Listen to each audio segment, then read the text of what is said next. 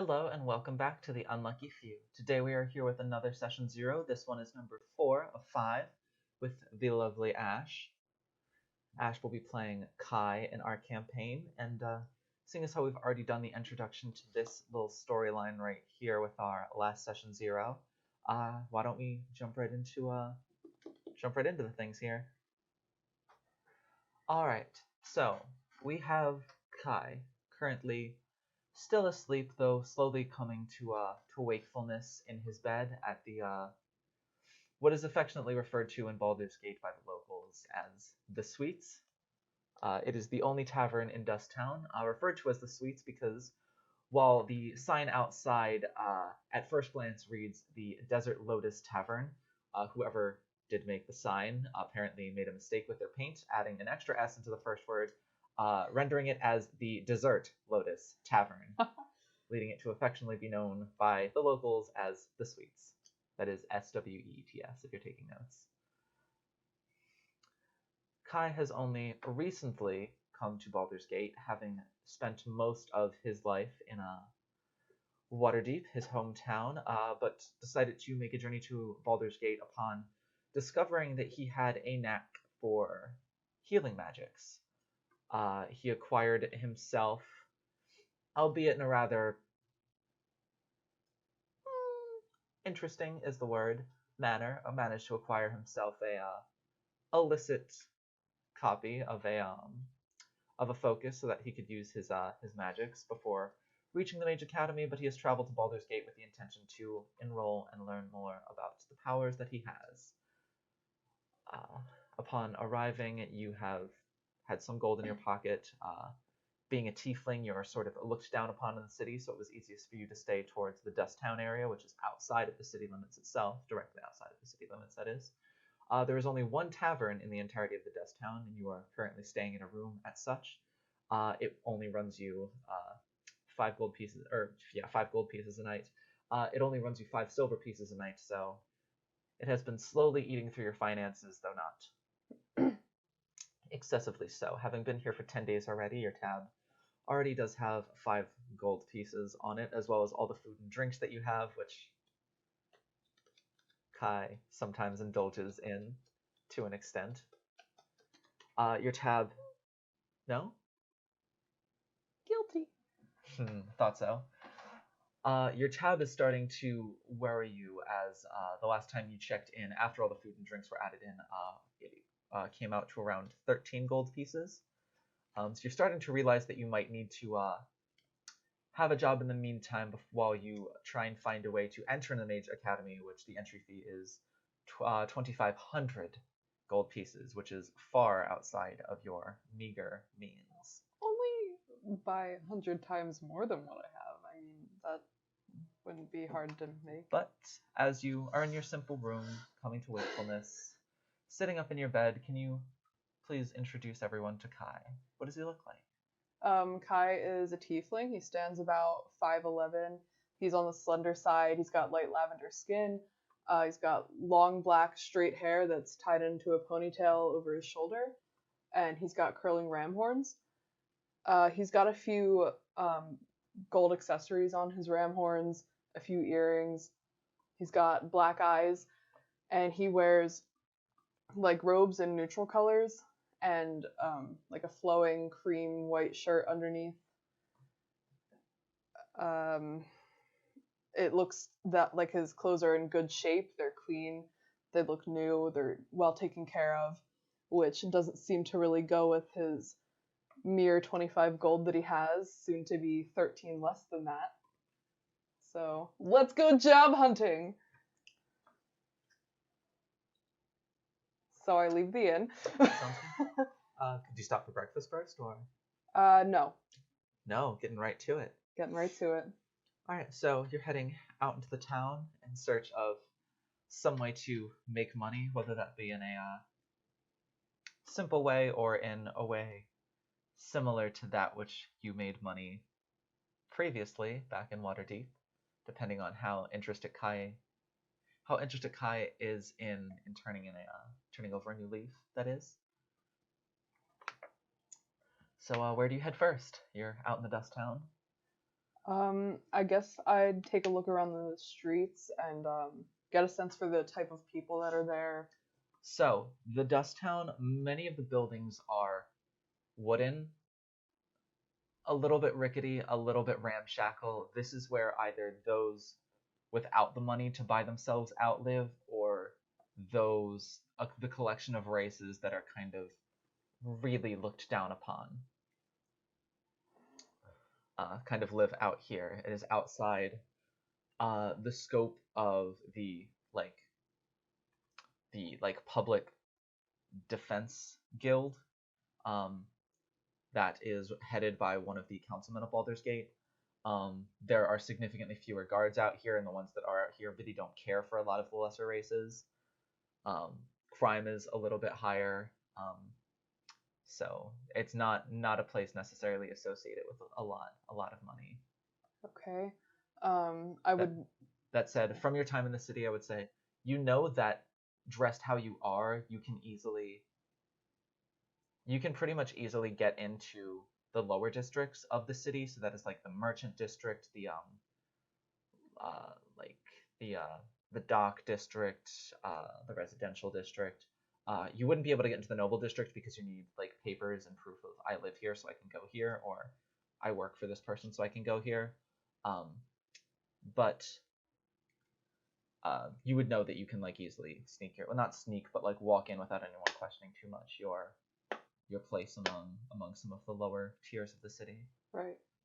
That being given, I will head towards like the merchant areas of the city, leaving behind where I am now. Yeah. I'll say the one thing you also notice is one good thing that does come with the Dust Town is, since there are a lot of the what is considered lesser races there, they all seem to like, you see another tiefling that just sort of like smile and wave at you. You see like a ferox here or there, whether it be some with like antlers like elk, some with like fox ears kind of like pointed back from their hair. They also just sort of like give you like a friendly wave, seem to be treating you fine. As you approach the city gates and head inside, as you see more dwarves, more elves, especially a lot of humans, like sort of, kind of see you and make sure that they're walking like at least 5 or 10 feet away, kind of like shopkeepers are kind of like maybe keeping a little bit steadier of an eye on you. There's definitely almost an immediate climate shift that you're noticing as you enter in. Okay. But still, you head into where the Merchants Guild is and where that district is. Right. All right. So you head on over. There's shops and stalls of every variety. There are places selling what they claim to be potions, magical items, weapons, armor, clothing, furniture, literally every single manner of thing. Aside from like a few select stores in the docking district, the merchant district is the only district that is allowed to have like sales going on in a shop fashion. Obviously, there are like taverns and things in other districts where you can like go and like spend gold, but this is where like all of the shops are for the whole city. So there's just like massive like 15, 16, 17 blocks worth of just nothing but like stalls and shops and carts. At this point, do I just have my book, or do I also have... You have your book and you have a staff on your back. Okay, so I do have the stuff already. Yes. Just checking in. So I guess I would walk down like the street and check out the different shops and merchants or anything. I don't pay much attention to the other races. I carry myself just like anybody else would, not trying to hide, not even seeming to really... He is aware that he's a tiefling and is seen as lesser, but doesn't act like he's aware of it. And I would say, especially as you get to like the Merchants Guild, where people are a little bit more... I would say the merchants are a little bit more savvy as to like because obviously like the stalls that you have set up like right at the city gates before like the official rules of the city take effect are like one thing, but as you get to the Merchants Guild, which is the Merchants Guild, every single person who owns a cart, a stall, a shop, no matter how big or small, is a member of the Merchants Guild. As you kind of get into the heart of that, you notice like the stairs start to like die down quite a bit, mainly due to they know the goings-ons of the city, and since they know the goings-ons of the city, they see like the book strapped to like the holster on your side, and they see the staff on your back, and their best guess is that you're some part of like the Mage Academy, in which case like, you know, they might not totally enjoy your race, but they respect like the thing that you are doing. So kind of like as you get among more like influential people and people that are more connected, you kind of like notice like they look at you and then they kind of like their eyes will like flit to the staff and then look back at you and then they'll just stop paying attention. Right. So he'll pay special attention to the places that sell like jewelry and more of like a little bit more of the expensive things. Like he'll stop and look at them, kind of browse a little bit, and then keep walking. Kind of like looking disgruntled after he finds something he likes, but knowing he doesn't have enough money for it. Yeah, I was about to say, you find like a really, really nice pair, actually a pair of earrings made specifically for a tiefling. It is like a very pretty silver wire covered in like, and like it looks like carved lilies, carved out of solid silver that are hand carved and placed on this wire that kind of like wrap around the horn once, twice, 3 times, 4 times, 5 times, and finally comes off with a dangling, beautiful gem of solid amethyst. It's absolutely beautiful. But then you see the price tag of it. It is 135 gold pieces, and at that point you're like, does it come in gold? You do not see a gold one, but this is just like, this is a you're kind of looking at like behind a window. It's like a small table set up there, and there's a whole big store inside, so you can assume that they probably have more products, but it just catches your eye because it is like a piece of jewelry made specifically for a tiefling, which is not like the most common of things to What's the place called, out of curiosity? The play it is the Jade Dragon. Like just the letter J? Jade. Oh, Jade. The Jade Dragon. Okay, so he'll make mental note of that. Yes. And we'll want to come back later. As you approach the center square, this is like the heart of the Merchants Guild. There is just a huge. There are 1, 2, 3, 4, 5, 6, 7. 7 paths leading into this grand marketplace. There are sort of like, it's kind of where all of the stores end, and built on the side of the stores are like stands that go, aside from where it opens up for the paths, in a complete circle around this. It's probably maybe 18, maybe 2,000 feet in diameter, this place. So it goes all the way around. It's probably 1,000 feet of open space in between like, no, that's not quite right. Oh, I for whatever reason my brain is not doing circles tonight. It's probably 700 feet of open space for people, 750 feet of open space for people to walk around. And then another line of stalls going all around the center, kind of forming another circle. And in the center of the circle, there is a huge 4-story building that serves as the head center, the hub of the Merchants Guild.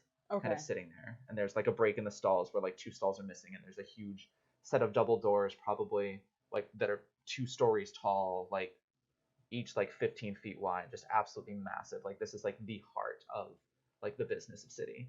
Okay. How far is the Mage Academy from here? The Mage Academy is located in the Noble District.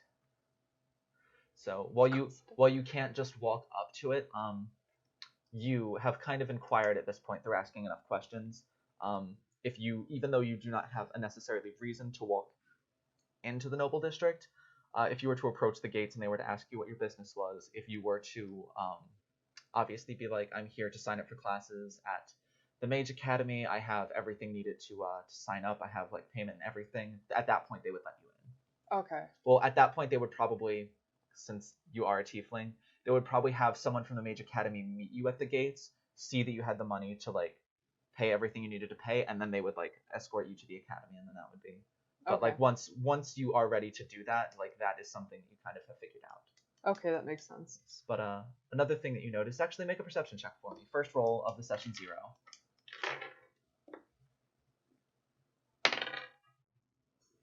Seven. Maybe still, Kai needs glasses. It'll still pass because this is not that hard to find. This wasn't like you were looking for a needle in a haystack or anything. You get a little bit distracted at first, I will say, though, just because, like, all of these stalls, aside from the ones that sell, you know, they're selling everything from, like, health potions, like, potions of healing to, like, what they advertise as, like, love potions, and there's jewelry stands, and there's a ton of shops selling different foods and different drinks and all sorts of things. So the smells in here are just absolutely intoxicating. There are, like, meats being cooked, and there are, like, vegetables being stewed, and there's, like, all bread being cooked, like, baked and everything, and it's just... like sweets and pastries being made. There seems to be like a stall that is like maybe be like 100 feet to your left that looks like 3 stalls in one, and two like a 2-story tall thing where it's like it has ladders going up to the second part of it, and it's like a huge like bakery being run there, and it's the smells are just like they hit you, and you're just like, ooh, this is a place I could spend some time and spend some money. But finally your eyes come upon a job board located about 200 feet away from you at the edge of like next to the next entrance. Okay. Into the market. Do I pass a fruit stand on the way to it? You do. I'd like to just glance over it, and this is gonna sound really weird, but see if he sees any pomegranates specifically, because I know in that time period it's more of like a rarity. Make a perception check. Make a looking for pomegranates check. Be better than a 7. That is better than a 7. That's a 16. Yeah, they're pomegranates. This is so the stalls here are about 20 feet of like space for the merchants to move, and then like obviously like the counter and everything. So there's a decent space there, and they're also about 25 feet wide. So he has like shelves set up and everything, like both on the ground and like on the like counters that he has set up. There's apples, there's bananas, there's oranges, there's like clearly things that you might not grow in Baldur's Gate, but you might get from close by, because Baldur's Gate is close to Kalimshan, which is like a very tropical region. Okay. And it's also Kalimshan is like a very like desert-like, so they can like grow a couple of things close by that are pretty tropical. And then aside from that, Baldur's Gate is right on the water, so it's really easy to get shipments in from like Neverwinter, where a lot of like more cold climate fruits grow, as well as towns kind of southward that are more like tropical. So there's coconuts, there's pineapples, there's bananas, there's pomegranates, there's kumquats, there's everything that you can think of. There's a whole lot of fruit here. Okay, so I'll kind of like saunter through like the fruit shop a little bit, glancing around but making it subtle. Where's the shopkeep in the shop? There's no one shopping there right now, so he's just kind of he just like brought out another crate of fruit and just set it down, kind of like looked up at you and just kind of gave a wave. I'll do like a slight bow a little bit, just being like overly dramatic. Yeah, he nods to you and just kind of like, then just kind of where he's standing there, still standing like facing out to everything, kind of goes down to like a paper, like an inventory thing on the counter, starts writing some stuff down. So I'll like put my hands behind my back and I'll look around as I walk through, and then as I pass the table of pomegranates, I'll kind of like knock one off the table a little bit and then like push it up my sleeve. Make a sleight of hand check.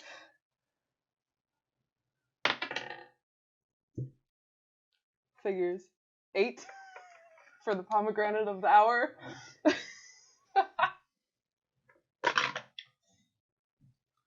he rolled a natural 18, so I just drop it on the floor.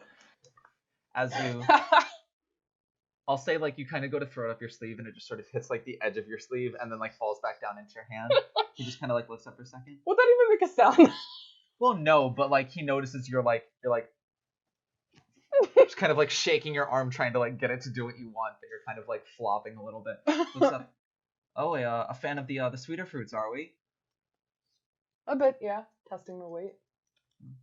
It was a good crop in from Kalimshan this year.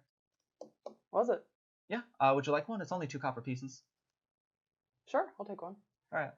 So I'll like shake the arm again, but this time go for my pouch of coins, so it looks like I was trying to do that to begin with, and then I'll like make a deception check. This is a good first impression. I hope you like him. Is that your third natural? Yes! How's your deception? It'll be a 6. Well, 6. Maybe I just need to roll on the other side of the table. See what his insight is. He rolled a 4 on his insight, so he just like he kind of like looks at you and goes, doesn't seem to be perturbed by it. Okay, I'll pay for it and then I'll leave.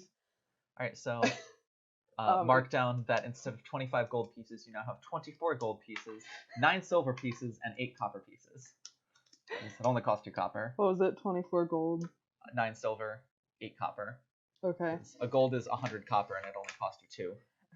So I'll hold it in my hand and I'll start walking towards the job board, and I'll kind of like give it a short toss and catch it, and then just glance back at the shopkeep and just kind of like nod a little bit, knowing like I was caught and it wasn't smooth of me, and usually that goes a lot better, but it didn't this time. So I'll walk up to the job board and I'll start taking a look at the things that are listed there, and I'll like crack it open, like the juice kind of like running down my arm. So weird. I mean, all right. So you're looking at the job board. There's a couple of papers on there. One is like advertising for new members of the Flaming Fists. That is that's like the guarding guild run by the private guards run by one of the keepers of the or one of the like chairman. That's what I'm thinking of. One of the chairmen of the city of Baldur's Gate. It's a good basic soldier job. Another one saying that like you can sign up for like the army or sign up to be like one of the like public like guards that just sort of patrol around the city in their armor and stuff. A couple advertising for like different positions like the ships at the dockyard. Like there's one for like a first mate. There's a couple for like a cook. There's one for a navigator. A couple for riggers for like they kind of like hoist the sails and like kind of do a lot of the rope work and stuff. he'll grimace as he reads, just not feeling all the hard manual labor. Yeah. Some of the softer ones, you see one for like a tutor for like a noble household. So it'd be like a tutor for like history and religion and all that sorts of stuff. There's another one for like a professor position at the Mage Academy. Perfect. And then there's like more of it looks like it's the one kind of it's in like the bottom right corner, but it's sitting on top of 3 of them, and there's no paper that's like overlapping it, so it definitely seems to be like the freshest, if that makes sense. Mm-hmm. It just says that that help is needed with an investigation. There has been thieves apparently throughout the dock district and the merchant district that has been stealing things like pieces of like blocks of solidified sulfur used by like smithies and factories, like coal, any sort of like the devices that the smithies use to help them do like things to help fire start, just different odd objects like that. And yeah, so it says they're just looking for any information that can be provided, can be sent to. Let me make sure I get this last name right. I want to be good with all my info here. To House Stelmane. Can you spell that? STELLAMNE. Okay. MANE. Sorry, I spelled Stellayman. I'm so sorry. Woo! I know how to speak common, I promise. I'll probably be able to. It's okay. I wrote coal as coat. But yeah, but it said any information that leads to the like apprehension. That's the right word, right? Like to apprehend someone. Sure. Yes. Any information that leads to the culprits being caught. We'll say that. Okay. Has a payout of 10 gold pieces. And if you are able to actually catch the criminals themselves and bring them to a representative of House Stelmane, which is in the Noble District. You should bring the flyer with you. Have them in cuffs when, well, not cuffs, but like just bring the flyer with you. If they are dead, then return like some of the items in their possession or proof, or just like lead the guards to them. Like it just kind of like explains what you should do, or if they're still alive, you can lead them with you. And that pays out a payment of 50 gold pieces if you are able to solve it on your own. Okay, so he'll pluck that off of the board. And as you do, Did you say initiative? No. Not quite yet. You're still safe. But as you're reading, you're kind of like, I'll say this kind of is like this, since you still found everything with that really, really bad perception roll. You're kind of now like, now that you finally found this, like so absorbed in it that you did not hear footsteps coming up behind you. And as you go to reach for it and you're ripping it off the board, you hear a voice from behind you. Oh, you're interested in that one too? I'll kind of like blink a little bit, coming out of, being so absorbed in it. And I'll like spin around on my heels and look at whoever talked to me. Yes. So it is, how tall did you say Kai was? 5'11". 5'11". All right. So you are looking at a young gal, approximately your age, though she appears, she appears to be human. She is about your height as well, maybe only like an inch or two shorter. She has kind of like fair skin with like a little bit of like freckling going on like right here across like this line of her face. Mm-hmm. As well as on her exposed arms, because she has kind of like a short sleeve tunic, tights and boots on. The tunic is like mostly like whites and browns. The tights are black. The boots are also like a light fashionable brown. She has like kind of, actually it's mostly straight with like a little bit of like volume in it. Orangish red hair that is kind of like cut short on one side to about here, and kind of like coming along like longer to the other side down to about here. It's kind like of an asymmetrical bob. Yeah, like but like very asymmetrical, like not quite shaved on one side, but like really short on one side and really long on the other. Well, really long on like the other top and the other side. Okay. And kind of like pushed over that way. It's held in place and kind of accentuated by a pair of goggles that she also has kind of sitting on her head, right about here. As well as like, it seems like she has a strap going across from her shoulder down to her hip, carrying some sort of item on her back. It looks like a contraption that you have never seen the likes of before. She has like, not really light, but kind of like almost like a deep sea, like sapphire kind of blue eyes that are just like kind of soft, as she is not like, it seems like she's giving you kind of like smiles, so her face is still pretty soft at the moment. Okay. Her face is like pretty angular, especially for like a human's. Alright. Because like that's like a more elf-like feature. Let's see what else. She has like a full set of tools and like a satchel kind of like on a thing to her side.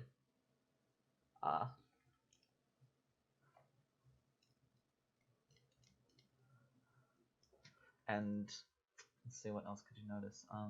I guess it kind of like accentuated by the fact that it is like a short sleeve tunic and it's kind of unbuttoned to about here. And like the shirt is like pulled tight against her by the strap, is like really, really flat chested. That's the opposite of what I thought you were gonna say. No, like really flat chested to the point where like nothing there, just completely flat chested. Got you. Yeah. All right.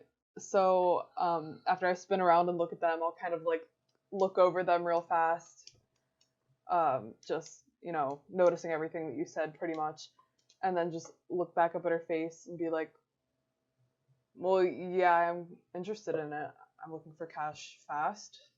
And the other jobs just don't seem to provide as much as I want in the way that I want. So you're saying you don't want to be a rigger on a pirate ship? Doesn't that sound, merchant ship? Doesn't that just sound like fun though? So I'm messing. much, I think I'm gonna leave it for somebody else to have fun with it. Man, you're such a generous soul. I know. So you were also interested in it? I was looking at it. It seems like the kind of thing that would be maybe easier with 2 people. Maybe, but at the same time, 50 gold pieces split between 2 people. Not as attractive. That's true, but 25 gold pieces is still better than no gold pieces, because if you do not find the person, then that's what you'll be getting paid. And no offense, but I've been around these parts for a pretty long time, and I don't recall ever seeing a face quite as pretty as yours. So I'm going to say you're new in town, which means I might be a great deal of help to you. So you know every face in the town, then? I know most of them. Well, It's a small town when you live here long enough. I'm sure you might know the feeling from the last town you were in. not really, no. Town sounds nice. Knew quite a few important faces, but they didn't quite like mine. So, seeing as you have such a good memory, I guess you could be of help with this. So, what the hell?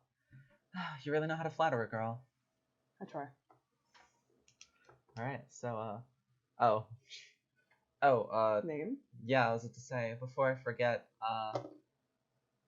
name's Kat. Short for Catherine, but people call me Kat. What's yours? Is that with a K or a C? That's with a K. Kairon, but you call me Kai. So we've got 2 K names, both with 3 letters. Maybe that's a good start. Good sign, Yeah. maybe? Kat and Kai Detective Agency. He'll hand her half of the pomegranate. It's not gross, it's just like... No, she'll accept it and just be like... I'm allergic. No, she just kind of holds it and just like her smile grows wider. And she kind of turns on and walked away. She's like, "You're right, it is a good start. It's my favorite fruit." And takes a big old bite of it. I'd like to remind you that pomegranates are separated by like parts on the inside, so she's taking a big old bite of seeds and rind. Obviously she's not biting the rind. She like bites like into it like with her top teeth and kind of scoops out part. Okay. I was gonna say I would like her more. She just bit right into the rind. No, she's not. Okay. Alright, so now that we've done playing Fruit Eating Simulator,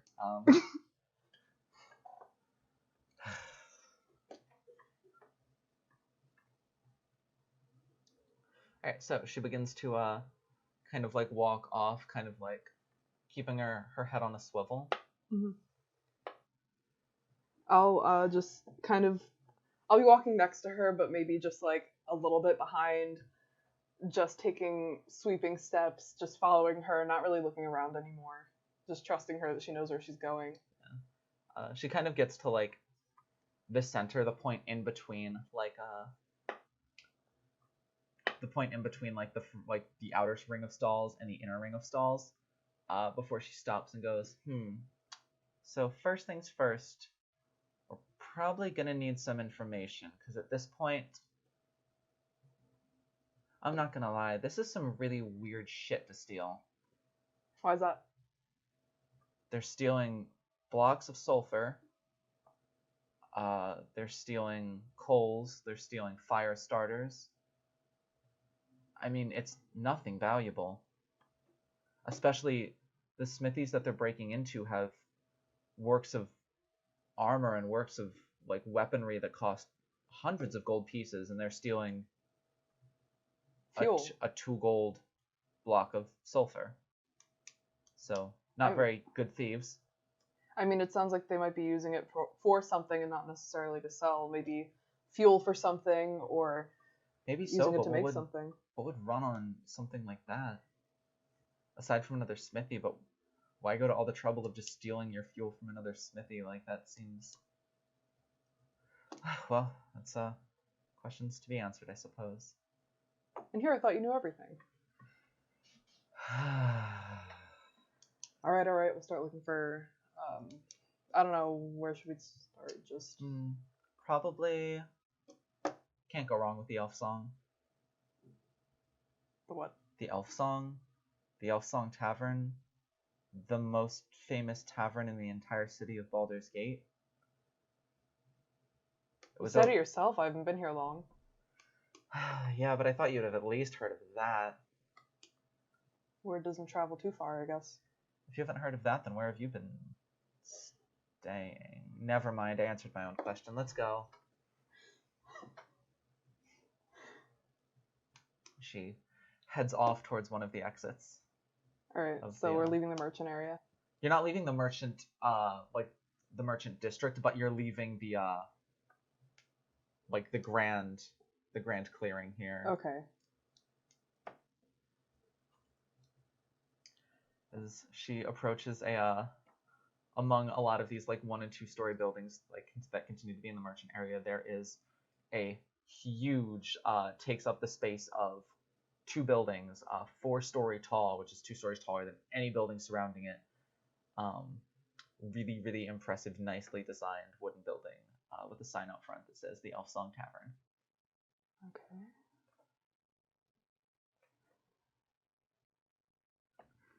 So as we walk up to it, I'll like slowly just look up at it, like look at the sign to make sure it's the actual building that she was talking about, and just.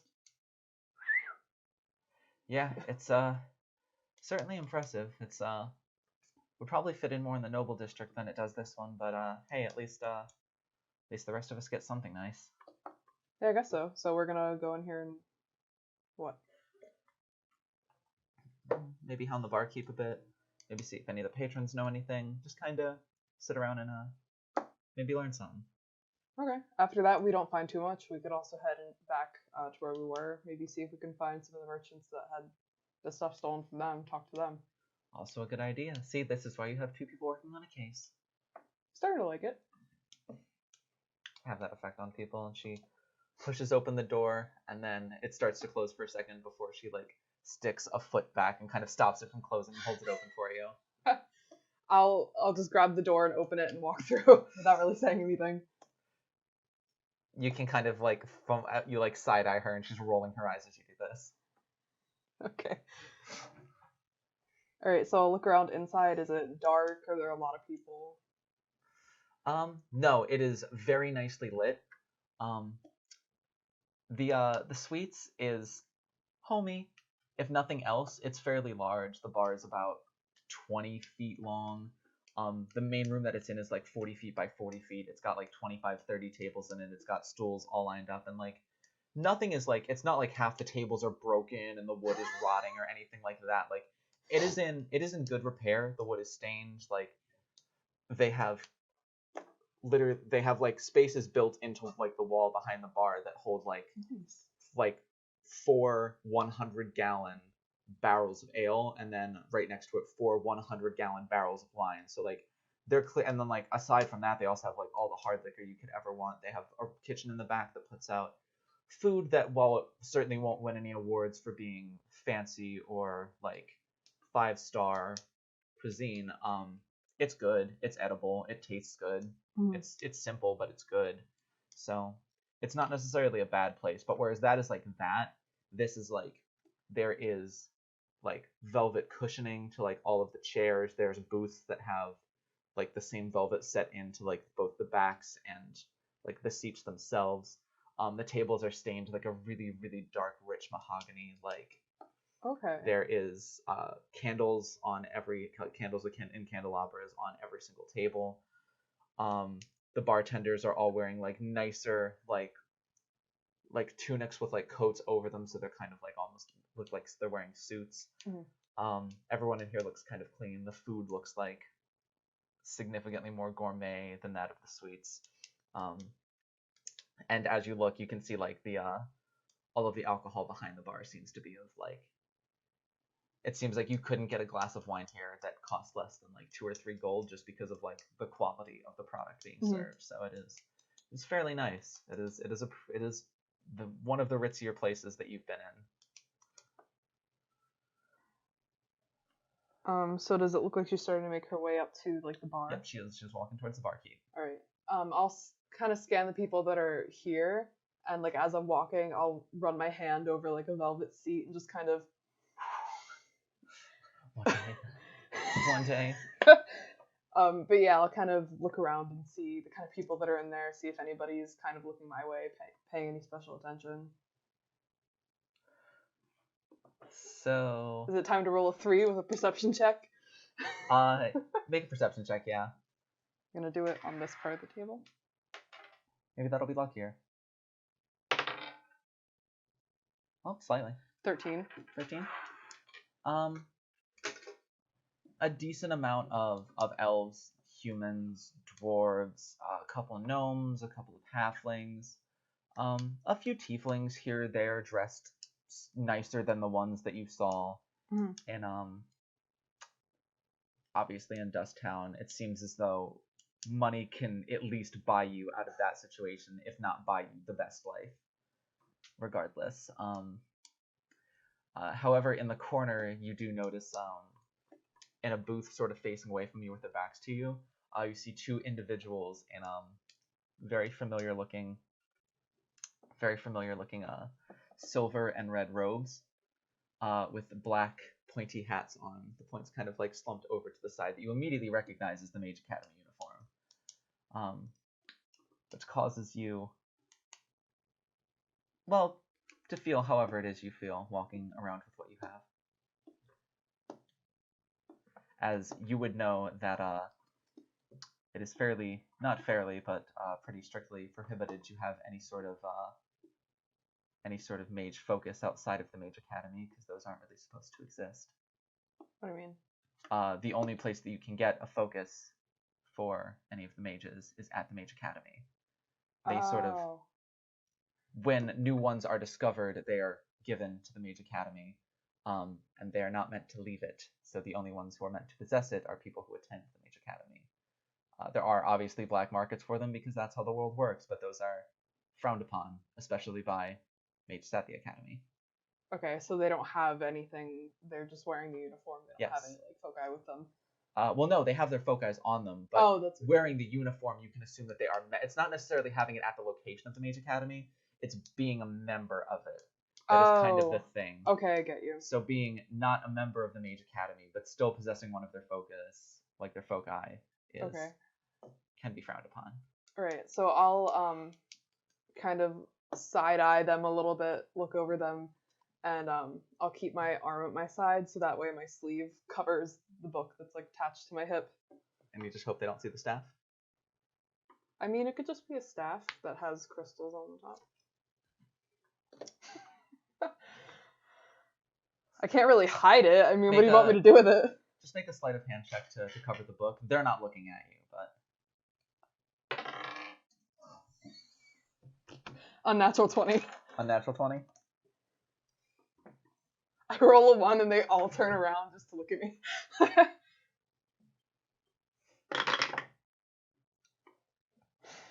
That's about the most fitting thing for this character. That's a natural 1 on her perception check to see you do that. Yeah, so she doesn't even notice. So okay. She just kind of strolls right up to the barkeep and kind of plops down a squat, waiting to get his attention. Who Cat? Or the Cat mage? does. Okay. After looking around a little bit, I was trailing behind her a little bit. I'll go up and sit next to her. Kind of like lean over the counter a little bit to get a look at like the liquor that's back there, and then to also look for the barkeep. So finally she kind of like leans over a little bit and kind of like leans back. It sort of seems like there's someone kind of turned away from you, like taking care of someone who's sitting on like the other side of the other side of the bar. He finally turns back around. Seems to be like an elven man, kind of like brownish hair, cut kind of short, not like buzz cut, but like kind of maybe only down to like his eyebrows in the front, kind of just like a little, like some light shag in the back. Mm-hmm. Dressed, as I said before, wearing like a nice tunic with like a light jacket over top of it to make it look fancy, trousers, nice like dress shoes, and like a little apron in front just to hold a couple of things that he needs. All right. As he turns around, I'll just like sit back down in my seat and I guess just turn to Kat and motion to him, making the assumption that she might know him already. She goes. She kind of like nods to you, like, yeah. Okay. Alright, so looking over and kind of like making eye contact with you first, and then seeing her past you, and like there's no one within like 2 seats on the side of you, so assuming that the two of you are together, he kind of quickly like hustles over and just, oh, Kat, how have you been? I'm gonna laugh every single time I start a character voice. Thanks. That makes me feel good inside. It's a respectful laugh. Lol. And Kat's just like, oh, you know, just same shit, different day. Share a laugh before she's like, actually, we're me and my new friend here are on a little bit of a job right now. We were hoping you could help. And he's like, well, maybe I can, but typically I only help people who buy things and tip me. So and she kind of rolls her eyes and looks at you. What do you want? What are the options? Gestures broadly to all of the ales and the wines and the liquors that are behind the counter. Out of character, give me a few options so I know what to say. What would Kai drink?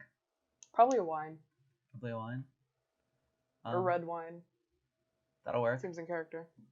Alright, so you say red wine, and she's like, fair enough.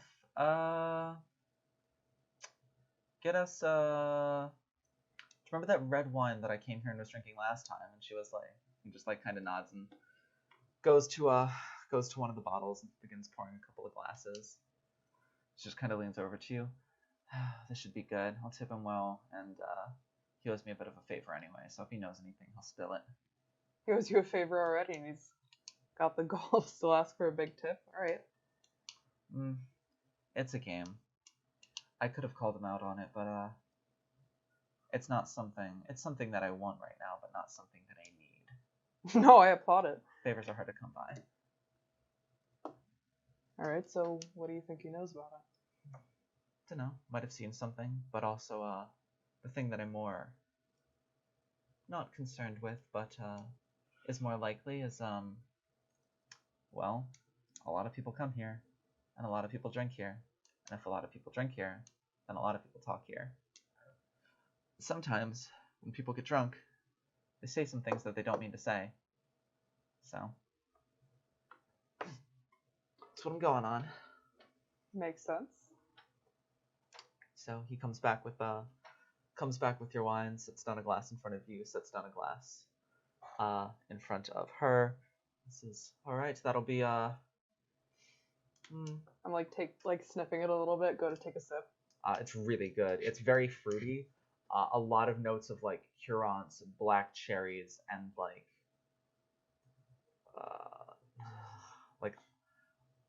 it's like I'm trying to think of like a really deep like fruity taste.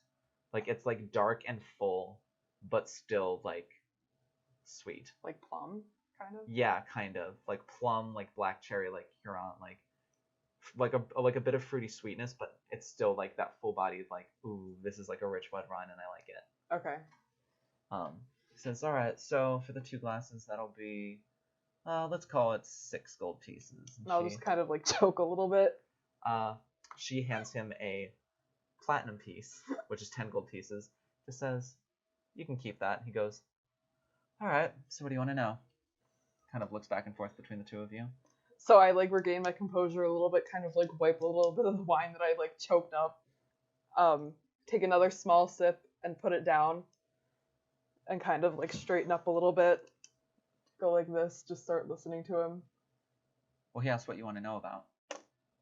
And you're the one who's holding the flyer, so she kind of like deferred to you on this one. Right. So I'll take out the flyer and I'll slide it across the bar to him and turn it around. And say, we're looking for a bit of fast cash and we'd like to see if anybody had any leads on this so we could start out on the right foot. Let's see. Oh yeah. This is a bit of an odd case recently of all the things that you could steal. It's certainly some fascinating choices. Um, hmm, hmm, hmm. It seems like the places being hit are, aside from the one smithy in the merchant district, it seems to be a lot of the places in the dock district. And not just in the dock district, but it seems to be a lot of places very, very close to the harbor, and really close. Like the closer to the water, it seems like the more likely you are to get hit by this spree. It's been going on for about 3 or 4 weeks now. I've had a couple of shop owners and shop workers in here whose stores have been hit, and they just say it's strange. It is typically nothing else is taken. They don't touch the money, they don't touch the equipment, they don't touch any of the goods. Nothing is broken. It seems like they're able to pick locks or find another way in without smashing windows or anything like that. And the strangest thing that that one man was claiming was actually it was him right there, and he kind of points to a table like 2 tables behind you, and there's like three men just kind of like sitting around that table. It looks like from what they're wearing and how they're like the way that their like hands are kind of like what's the word, like calloused and stuff. It seems like they might be like smithy workers. Like one of the men from the shop who was robbed only 2 nights ago is sitting at that table, and he was telling me a rather interesting story that you might want to ask for yourself. But yes, seems the harbor is your best bet to go for these hooligans who are on their theft spree currently.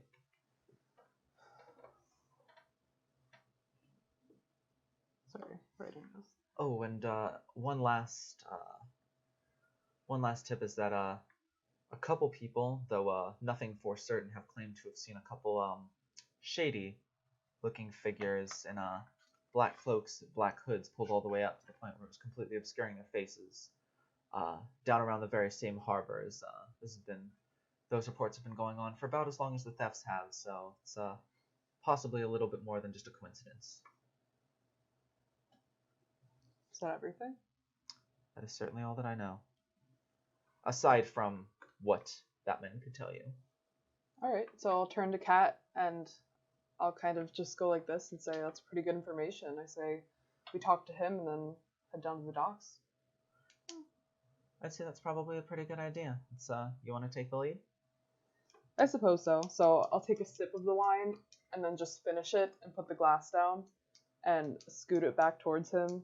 And then I'll turn around on the stool and get up and walk over to the man at the table. As you're like spinning around and getting up, Kat just like smirks at you before finishing her own and kind of just like placing it down too. She's following right behind you. 3 men are sitting at the table.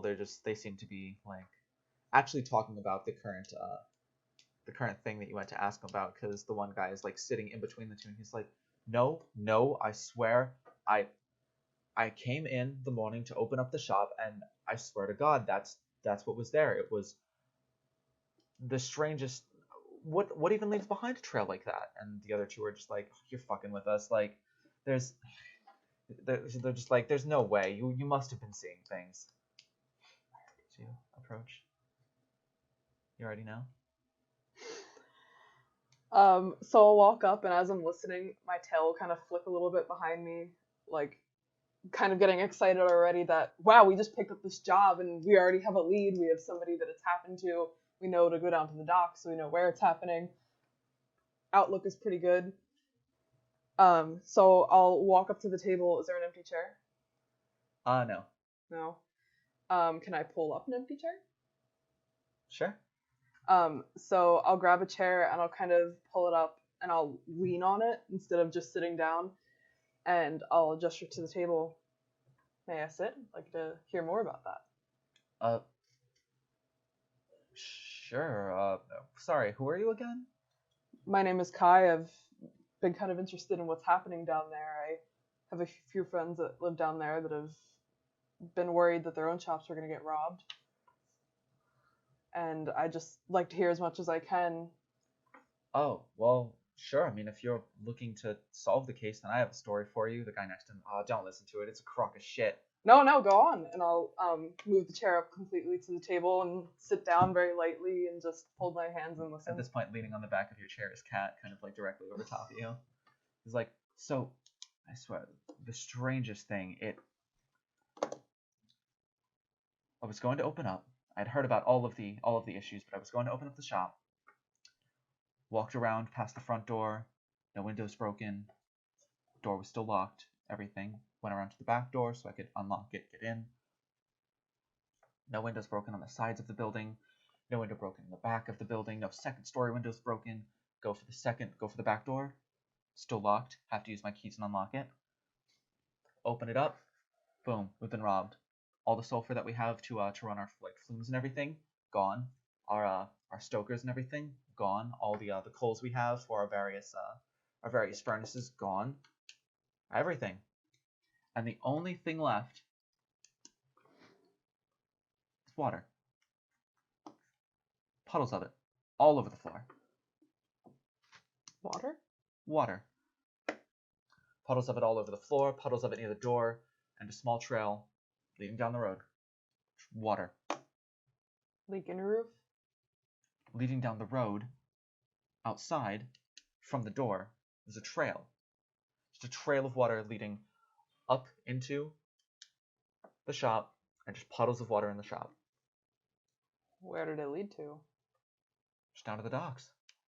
I didn't think to follow it because I had to get the shop open still, and it was even harder to do with all that stuff missing. He just goes, the guy on the other side, I'm just like, I still don't believe it. He's like, no, I swear to God, it's not like it rained that night either. It was clear all night. And I'll just all of our stuff gone, and there was just water. And I'll just kind of glance back at Cat and then back at him, and water. Cat is also has like a very confused and maybe slightly like confused and like processing kind of face going on right now. Well, maybe they had a canteen and it leaked as they were leaving.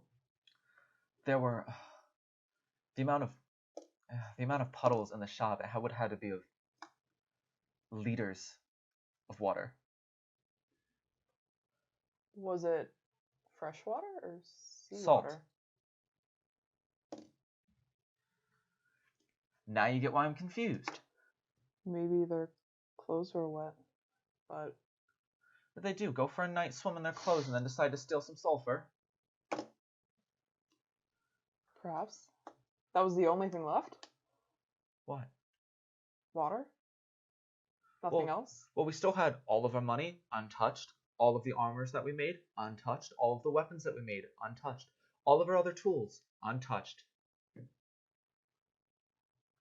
No doors broken, no windows broken, just water. Okay. I gotta write him this still. There's no fucking way, dude. Like, who would break into our shop just to dump some salt water on the ground and steal our fuel? And I'll turn back to Kat again and just kind of talk a little bit quietly, but not like I'm trying to make it so they can't hear me. Just, I don't think I feel any more certain about this than I did before we started talking. Me neither. Not unless, I don't know, maybe, I want to say pirates, but what use would pirates have for anything like that? They would have stolen the money and weapons. What do you think? I mean, it's not like, well, like a...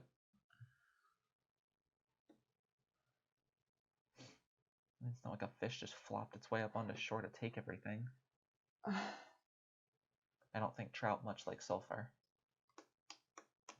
I don't think trout are saltwater fish. Can they be or no? Out No. of character. Oh, well. Alright, well. Goes to show how much I know about fishing. Fine. I don't think flounder are much one for sulfur. Is that better?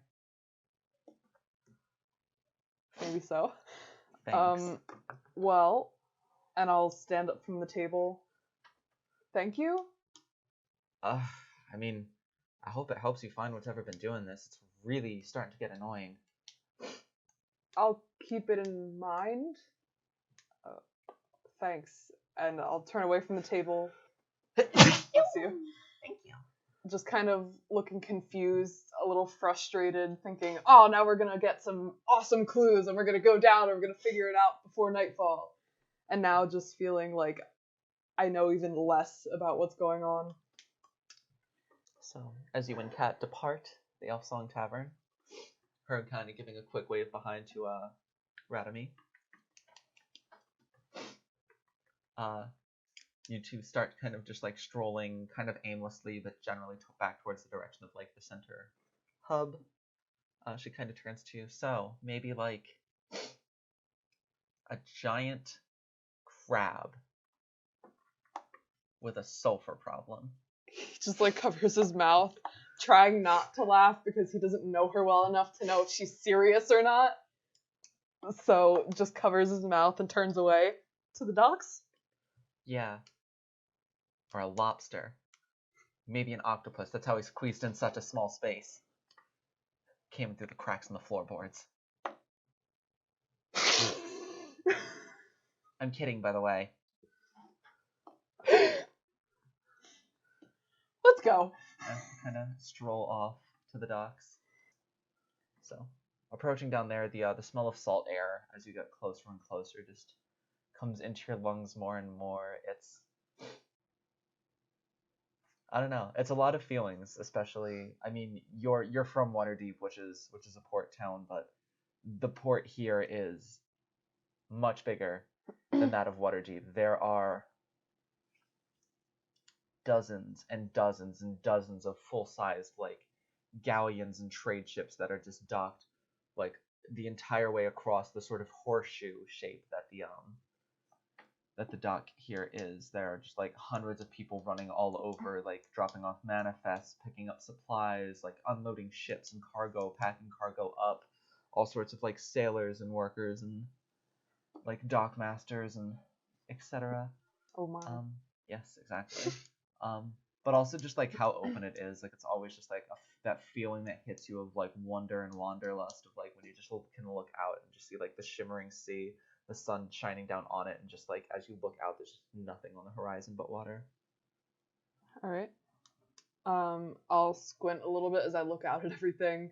The sun kind of blinding me a bit. I'll stay close to Kat because I assume she knows where she's going, and I'll kind of like make a little small talk along the way, asking a few questions about different random things. And then as we get, well into the area, I'll just start talking to her. So where should we start? Well, I was trying to run through a mental list of all the different shops that Radame said was robbed. There's one in particular that stands out in my mind that wasn't on that list. Just because it is it's a place that is quite literally, you guys at this point are now down to like where the sort of like brick work on the streets of the city meets like the wood of the docks. She kind of like peers down because at this point the building's like hard stop, and there's no more buildings aside from a couple like dockmaster buildings on the woodwork that are on stilts and stuff. But it seems like all of the stores and different like workshops are all within, all pushed off of the dock, that is. But she's like, it's honestly just down there a couple 100 feet, but it's right along like the wood of the dock. So if someone was robbing places close to the water, it seems to me that it's very strange that one hasn't been hit yet. So they might be suspects, so they could be a good potential lead for the next hotspot. So it's suspicious because they're close by and they haven't been robbed? Yes. They have a lot of supplies, or... It's a fairly decently sized shop. It's a little bit bigger than the one that man was telling us about, who was telling his story at the bar of the water. It could be that it just hasn't been hit yet, but I'm sure it wouldn't hurt to take a look and... True. Well, that's what I mean. We can scout it out in case maybe it's the next target. So start there? Yes. So she starts leading you along the wood of the docks to this place. It's just like a a general smithery. It doesn't even have like a sign with a name up on it. It seems like from what they're working with, they don't have arms and armor. It seems like they mostly are just like they have like ship parts, like a couple of spare things that you can throw over like holes to kind of like temporarily close things up. They have like rings for like the masts and everything. They have just different things to like fasteners and stuff. It seems like they just make parts for ships. Okay. Is there somebody working there now? Yeah, there's a couple of people in there, a couple of people like stoking a fire, a couple of people hammering away, a couple of people kind of shaping things, a couple of people kind of dunking things so they cool off, as well as someone up front just kind of like going through paperwork and like manifests and invoices and different things like that. Okay. So we'll walk into the shop and I'll take a look around at everything that you described and turn to her. So do you know them too, or? Not specifically. All right. Well, I know of the place, and I saw any of them, you know, at the bar or anything. I could be like, oh, he looks like that person that works in the shop. But I mean, not specifically friends with everyone in the city. That's a little much to ask. All right. So how do you want to do this? You just want to approach and ask about it? Maybe pretend to be interested in buying something? Don't know if we should pretend to be interested in buying something. Maybe they'll be just interested enough to talk about the luck of not being robbed yet. All right, so talk about the other places then. Yeah. Okay. She strolls up with you. All right. Before we actually get up there, I'll be like, so you split it 50-50. All right. I'm gonna think of how I wanna so start this. The person who's like sitting up front kind of working with the books. Yes, can I help you? Hey, we just wanted to stop in and take a look around. We've been talking to a few of the shops asking about the robberies that were going on, and we're wondering, has it happened to you or concerns? No, thankfully. Not yet. It's just like one of the people who's currently working on the hammer and kind of takes a big swing and kind of like leans back because his back is towards you, stopping for a second. Yeah, and hopefully we can stay a little bit lucky on that one, because having all of our fuel taken from us coming in first thing in the morning as kind of makes the startup process a little shit. And he'll kind of like play dumb a little bit, and he's like, "Oh, they take all of it?" Seems to be, at least from what we heard from the other ones. And the person back at the desk is like, yeah, from what we've heard at least, obviously, it has certainly hurt a couple of the other shops' business, and while we gestures towards all of the paperwork, certainly do appreciate the influx of business we have received due to some of the misfortunes of others. At this point, we are rather buried, and it seems like it might have been better if it had never happened at all. It's like, and the guy hammering is just like, it's like, it takes about half a day to get all this shit back in to start up all this stuff, so you're basically taking a job that we're supposed to be starting at dawn and making it so we start at mid-afternoon, which kind of puts you really fucking behind. And just goes back to hammering things. So, it seems like they have everyone is like working really, really hard in here right now. Like this is running at like peak efficiency. It's like, but the guy at the desk is like, yeah, we've been ever since that started happening, since we're one of the ones over the last 4 weeks not to get hit. It's a little, anything stressful here, that is to say. So hopefully whoever's doing this is caught soon, because like we appreciate business, but at a certain point we can only do so much in one day. We have everyone on staff plus 2 new hires in here right now, and we still can't keep up. Right. How many other shops are still functioning? You know. Oh, well, they're all still functioning. The issue is just that a couple shops have been hit more than once, and in order to resupply yourself, 1, it costs money, but 2, it takes an entire day of work out of you. So, you know, they have to hand off those jobs somewhere, because people want to get in, people want to get out. This is all very time-sensitive stuff. I mean, while other shops can make things like, you know, weapons and armor and stuff for the shops like us that just make supplies for ships or supplies for traders, you know, they have a schedule. It costs money to be in dock every day, so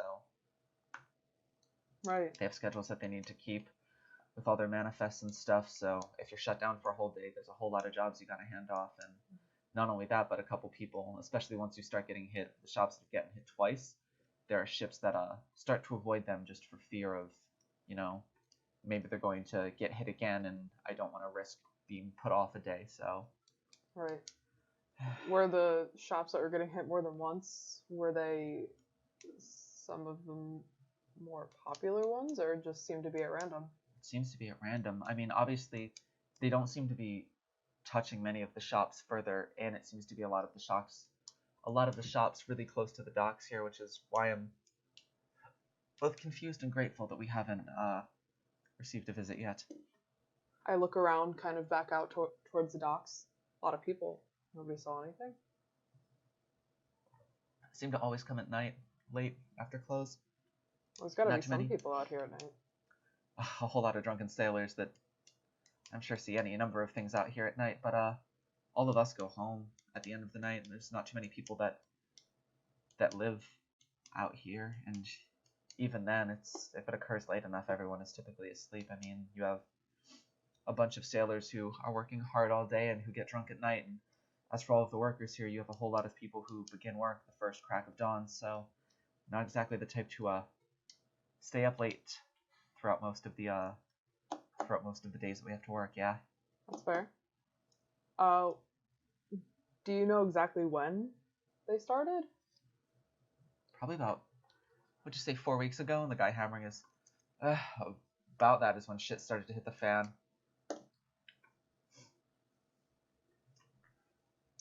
The only thing anyone from our shop has seen has been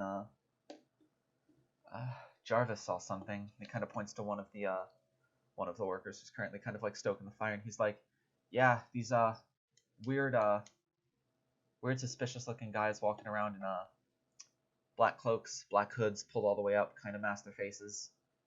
Really strange looking. I called out to one of them, but they just kind of started walking away from me. Kind of didn't even pay me no mind. Got a bad feeling about it though.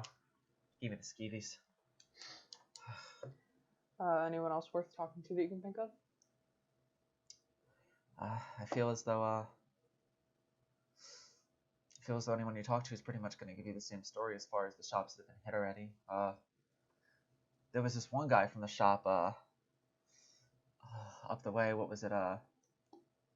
Mithril Smithing, I think. I was talking about some water on the floor, some shit like that. But honestly, we talked to him. Oh, you did? Yeah, seems like a load of shit to us, but hey, maybe he's onto something. Just sort of goes back to his paperwork. Is there anything else? And I'll turn to Kat and gesture, give her a chance to say something if she wants to. Kat just kind of shrugs. Guess not then. Thanks. Well, if you're on the hunt for whoever's doing this, best of luck. Just try not to get yourself gutted and thrown in. Kind of gestures to the off the docks. Can try my best. So we'll leave that shop. Yeah. As you walk out, Kat is like, So, I have a hunch. It might not be right, but it might be our best guess because right now I'm kind of at a loss. Might as well throw some ideas out while we're at it. So, they only come at night. This is the only shop dockside that they haven't hit yet, and there wasn't anyone robbed last night, if I remember what Radame said correctly. Was there anything going on last night at the docks? No, nothing at all. Just a quiet night, but there hasn't been too many of those. For the most part, from what I've been hearing, it's been almost every single night that's been happening. So my guess is that something is going to happen tonight. And so I propose a stakeout.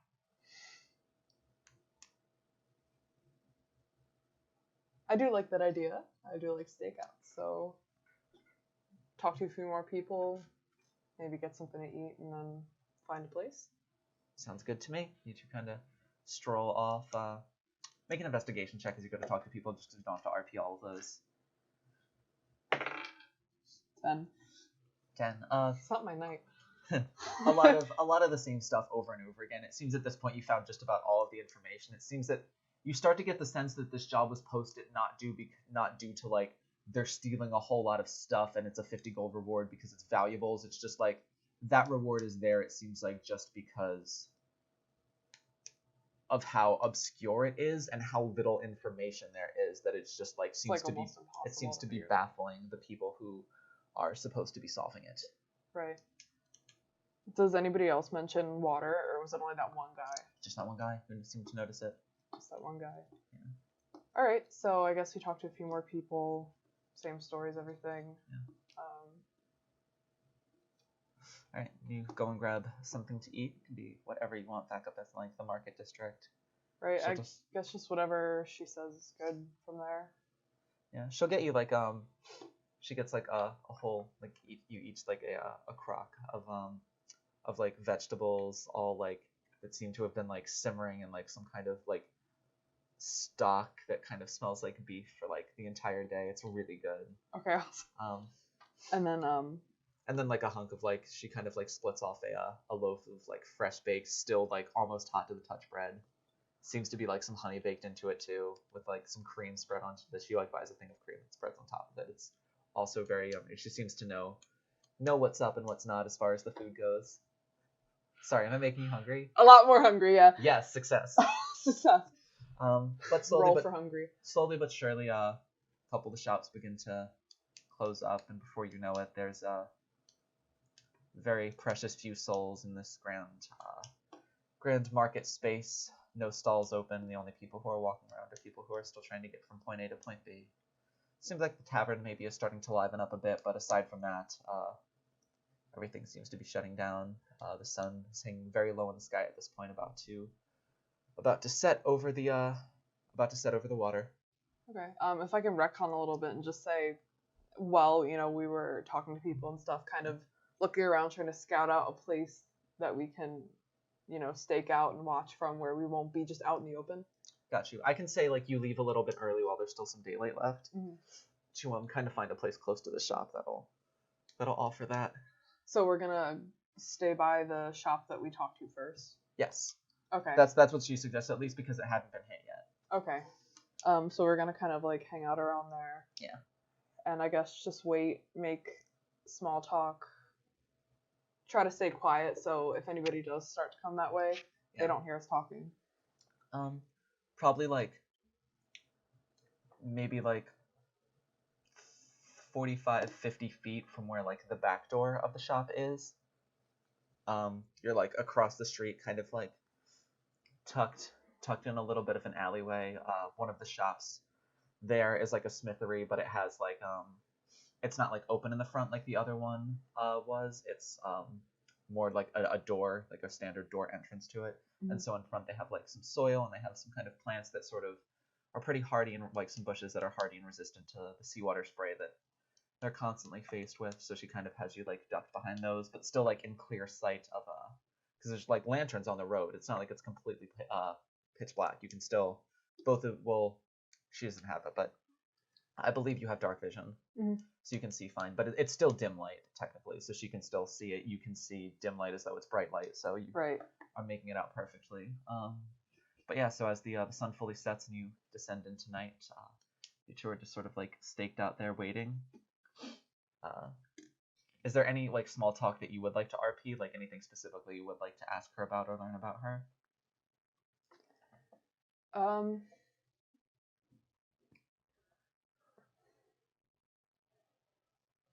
I guess I'll ask like a few questions. She mentioned already that she's been living in the city her entire life, right? Yes. Okay. So we'll sit. I'm guessing there would be like a pause where nobody's talking for a little bit. We're just watching. And I'll remember that earlier I saw she was carrying some like really weird equipment. And I'll kind of like still on her back. I'll gesture that and be like, so what do you do? Oh, I sort of odd jobs here and there, mostly just to get by. I'm pretty good at fixing things and building like some basic types of machines and other constructs, so some people find that useful and are willing to pay a pretty penny for it to happen. And that? And I'll point to the thing on her back. She smiles to you. That, my dear friend, is my pride and joy. She removes it, kind of like taps a button on it, because right now it's just sort of like, it looks like two tubes, and then that sort of extend like this down it, about, I'd say about yay long, followed by about this much wood that is just kind of in a block. Right.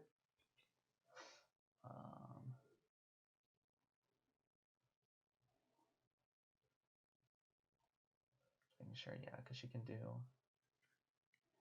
that and that with it currently. Yeah, so it would be two, but just let me look this up to be sure. Don't want to get my abilities wrong. Would he have seen anything similar to that before? Not this, no.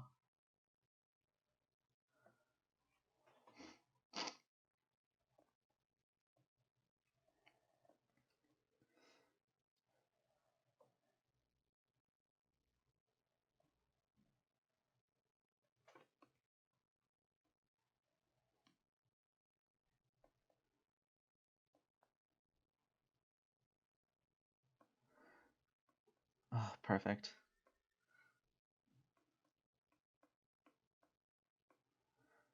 Man, I hate that they made a new version of this class. I'm trying to look for the old one.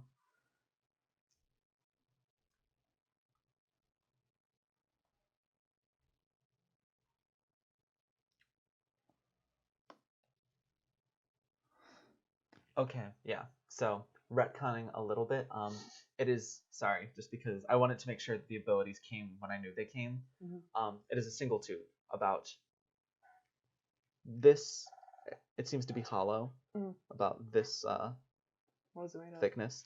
That seems to be some kind of steel, followed by just like a block of wood behind it that seems to be kind of wider than the tube. So if the tube is like this, the wood is just like a block like this. She taps a button on the wood and it starts to like shift a little bit, kind of drops down to form a shoulder stock, and then a trigger mechanism kind of drops down too. She just kind of holds it like this. A cannon. Yeah, she goes, "This is the Oculus Cannon."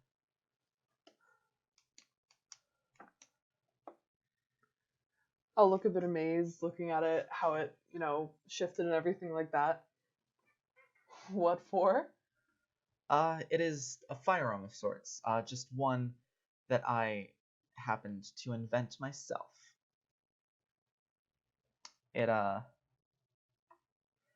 is well, fairly loud. It shoots fairly far, pretty fast, and I'm looking into some other upgrades for it. But yeah, I built it out of scrap parts myself, and she works pretty good if I do say so myself.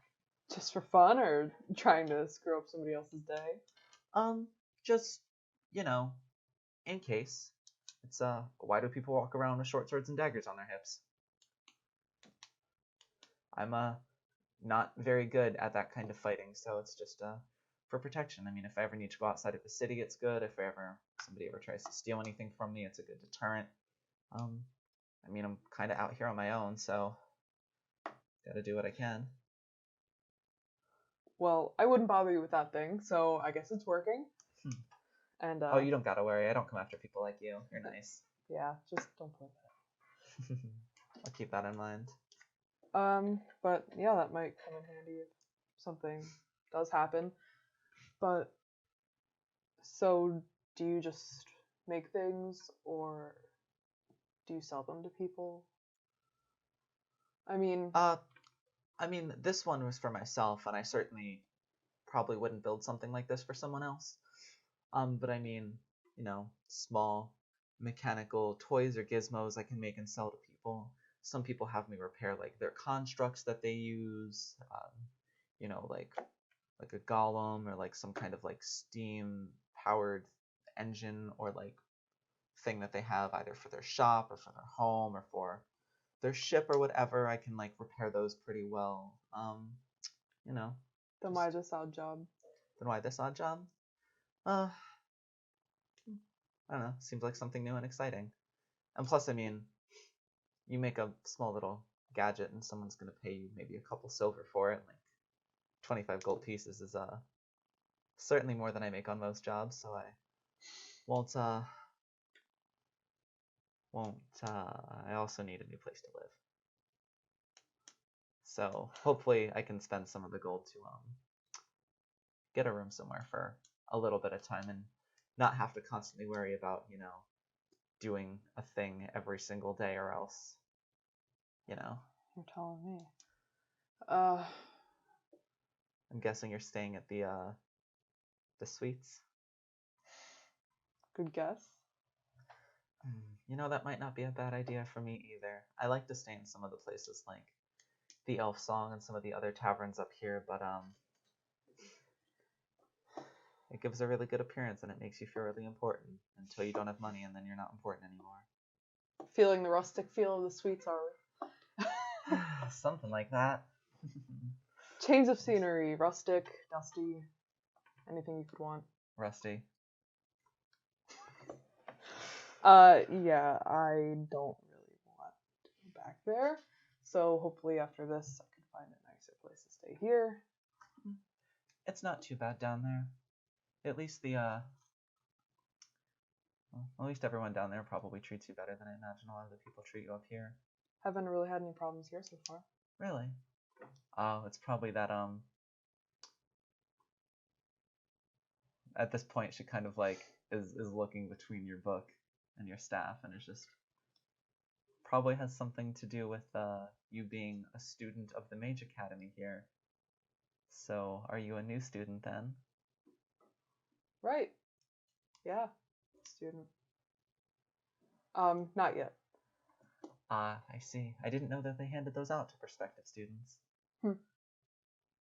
Your foci? What do you mean? I didn't know they handed them out to prospective students that had not enrolled yet. Hand them out.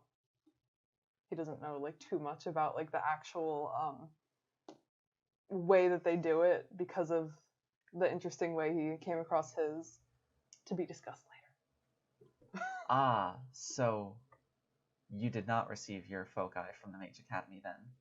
Should I have? I only just got here. It is frowned upon, and depending on how you got yours, even illegal to possess them. Outside of that, since all foci are meant to be property of the Mage Academy, so if someone has one, it typically means that it was stolen. Not saying that you stole it, but it can be stolen and then sold and then sold and then sold and then sold and then sold to you. So you'll have a book and a stick? That do what your book and stick can do, but still, I'm certainly not going to say anything. Well, I hope not. But yeah, I would like to work on getting there, but first I need the money. Yeah, it's a to little get there. It's a little expensive. Yeah. I did have more, but turns out traveling and staying places costs a lot more than I thought it did. Story of my life, trust me. It was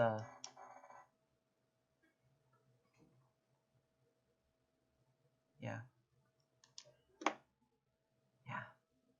Well, I guess we agree on that. And he'll look back out, make sure nothing else is going on. Nothing's going on yet. So you're not originally from Waterdeep, retconning. So you're not originally from Baldur's Gate. Where are you from? No, definitely not from here. I am from Waterdeep. The North Ward. Got you. I don't know too much about the city, so I imagine that's a nice place to live. Yeah, just, real nice place. Well, just based on how you dress, not saying that you necessarily brought all of that wealth with you, but... This little thing? It's nothing. But it is a really nice place. A lot of nice people. Just like here. Nice with their wallets, not with their mouths. Nice for something, at least. Better than nothing. This is true. I tried to get there once. What happened? To Waterdeep. Traveling, and it's more expensive than I thought it was. But, oh, maybe I could get there now. At that point, that was, oh man, 7 years ago. That you tried to get there? But it wasn't even much of an attempt, just a dumb 13-year-old girl trying to run away.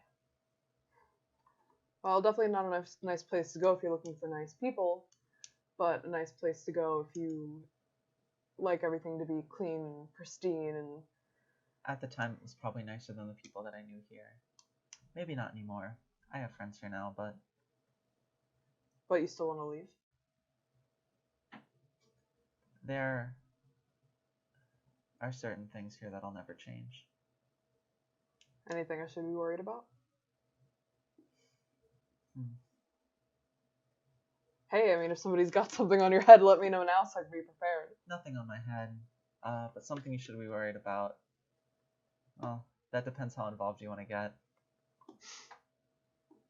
Say, already pretty involved. I mean, I agreed to split 50 gold with you, and that's not nearly half of what I need, so guess I'm committed now. Not necessarily how I meant to use the word involved, but still, good to know we're in this together at least. With that, she kind of recedes a little bit into herself for the remainder of the night. Oops! Said the wrong thing. Not really. It was mainly, well, if you want to see if you fucked up, you can roll an insight check if you really want to, but yeah, go for it. 10. 10? Rolled 20s with this before we started. Even with a 10, just like, seems like it's something kind of personal. And while like, you two have been hitting it off, and as far as people that you've known for like 12 hours go, probably one of the better 12-hour relationships that you've had in your lifetime. That's fair. Seems pretty personal. Alright, so I wouldn't pry anymore, and I just kind of like let it fall into silence. It didn't. You can see like in her face, it wasn't fear or even anger when she said like something's here will never change, and like depends how involved you want to get, and like just like different things she had to like, you know, that she didn't like here. It wasn't fear, it wasn't anger, it was just sadness, just pure like heartbreaking sadness. Fun. Yeah.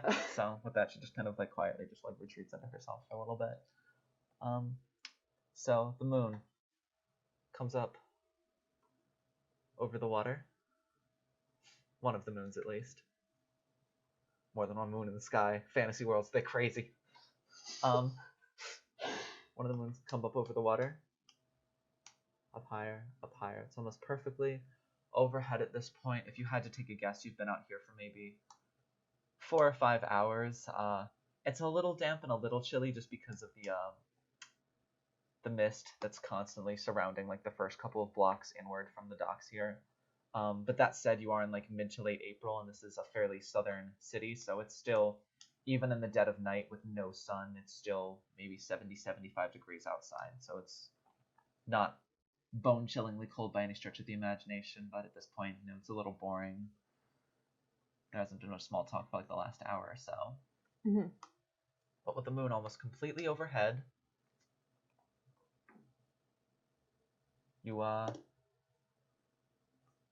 you hear coming from down the street. Like footsteps? You just hear that like soft banging down the street. Cat kind of pokes her head around the side of the bush. As this happens, you continue writing my notes. Hold on.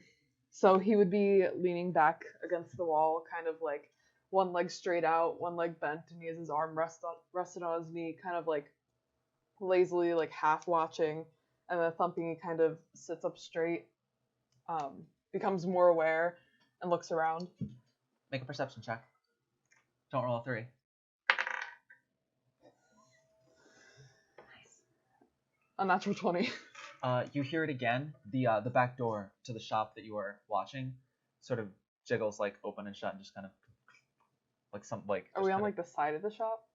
You are about 40 feet towards the city, away from the shop, across the street in like an alley in between 2 buildings, kind of behind some bushes, looking at this door. So can we see a person trying to open the door?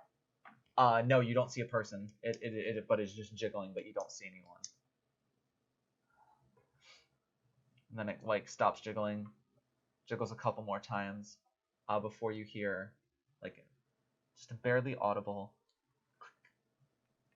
And with that, the door swings open, and out from inside of the shop steps a figure wearing a black robe that extends all the way down to the ground, like with 2 or 3 inches kind of splayed kind of messily on the ground, and a hood pulled all the way up, like hanging down to about here over their face. And they are holding like a satchel that appears to be, well, like a sack that appears to be full of stuff. So I'll look over at Kat and make sure she's looking at the same thing I am. She sees it and she just looks at you and she goes, So we're just looking at each other and then like looking back at the door and each other in the door. And I'll kind of like move like I'm gonna get up, but then I think maybe not. She kind of like gets to her feet and like looks to you and just goes like,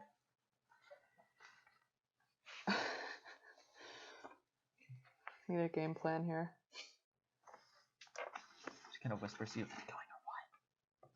I'll nod and I'll kind of like get up, stretch a little bit, and then I guess start like walking over there quietly, I guess stealthing. Alright, roll a stealth check. Is it good? 17. 17. She also rolled a 17. Perception check for this boy. Ow! That's unfortunate. Not 20. Nat 19. Wait, but that is plus nothing, so still a natural 19. Minus 6. Yes. So you two are sort of stealthing along. I'll say, like, because they are so close, you probably, so you're like 45 feet away to start, you probably get within 20 feet before the creature kind of sets the sack down, goes back into the store, grabs another sack, sets it down, goes back into the store, grabs another sack, sets it down outside, so now there's 3 stacks just leaning along, like, the back of the store, before he goes to turn back in, before it kind of, like, raises its head up in the air, and just kind of, like, turns, and you can kind of see, like, the corner of, like, the opening where the face is just kind of, like, looking over and kind of, like, sees. Are you two, like, moving along the side of the building? We were across the street, so I guess we were moving across the street, right? Got you. So you kind of, like... As he looks over, can I cast something? Go for it. I'm gonna cast Thaumaturgy and have, like, a crash sound come from, like, right inside the shop behind them. So it sounds like, you know, something crashed, like maybe a suit of armor fell over or something, like that kind of sound. All right. Kind of distract them as he starts to look over towards us. All right, so he starts to look over towards you. The crashing sounds happen. It is fairly loud. So as he, like, because the street is, like, dead silent now, it's just he just whips his head back to the shop, and then like is kind of now just like looking, like, because he, like, saw you as this happened and kind of, like, half looking at you, half looking at what was in the shop. The hood actually comes down.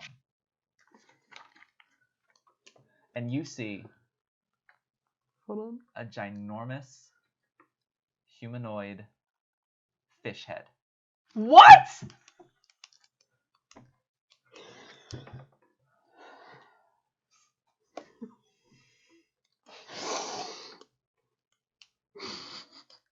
I don't even want to write that down. So it's about 5 feet tall.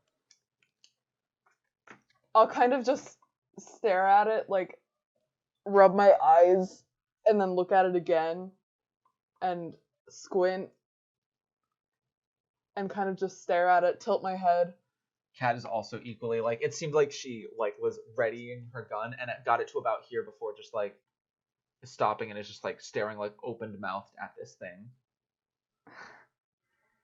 And it just, like, it looks back into the shop one more time, looks back at, like, the two of you, and then just, like, takes a step back, takes another step back, looks kind of at the satchels that are there. Is it in the shop now? No, it is outside of the shop, now about 3 steps back from where the door is, about probably, I would say 35 feet from you, before it finally just, and then it just shrieks and just turns around and is sprinting. Now across, Slap, slap, slap. You do hear that sound, and as you can see, as the robes like kick up, fins as feet. It sprints across the 20 feet of the wooden docks before just throwing itself straight into the water, landing the splash, and then the night is once more calm. It left all of the bags. Give me a second to process all that.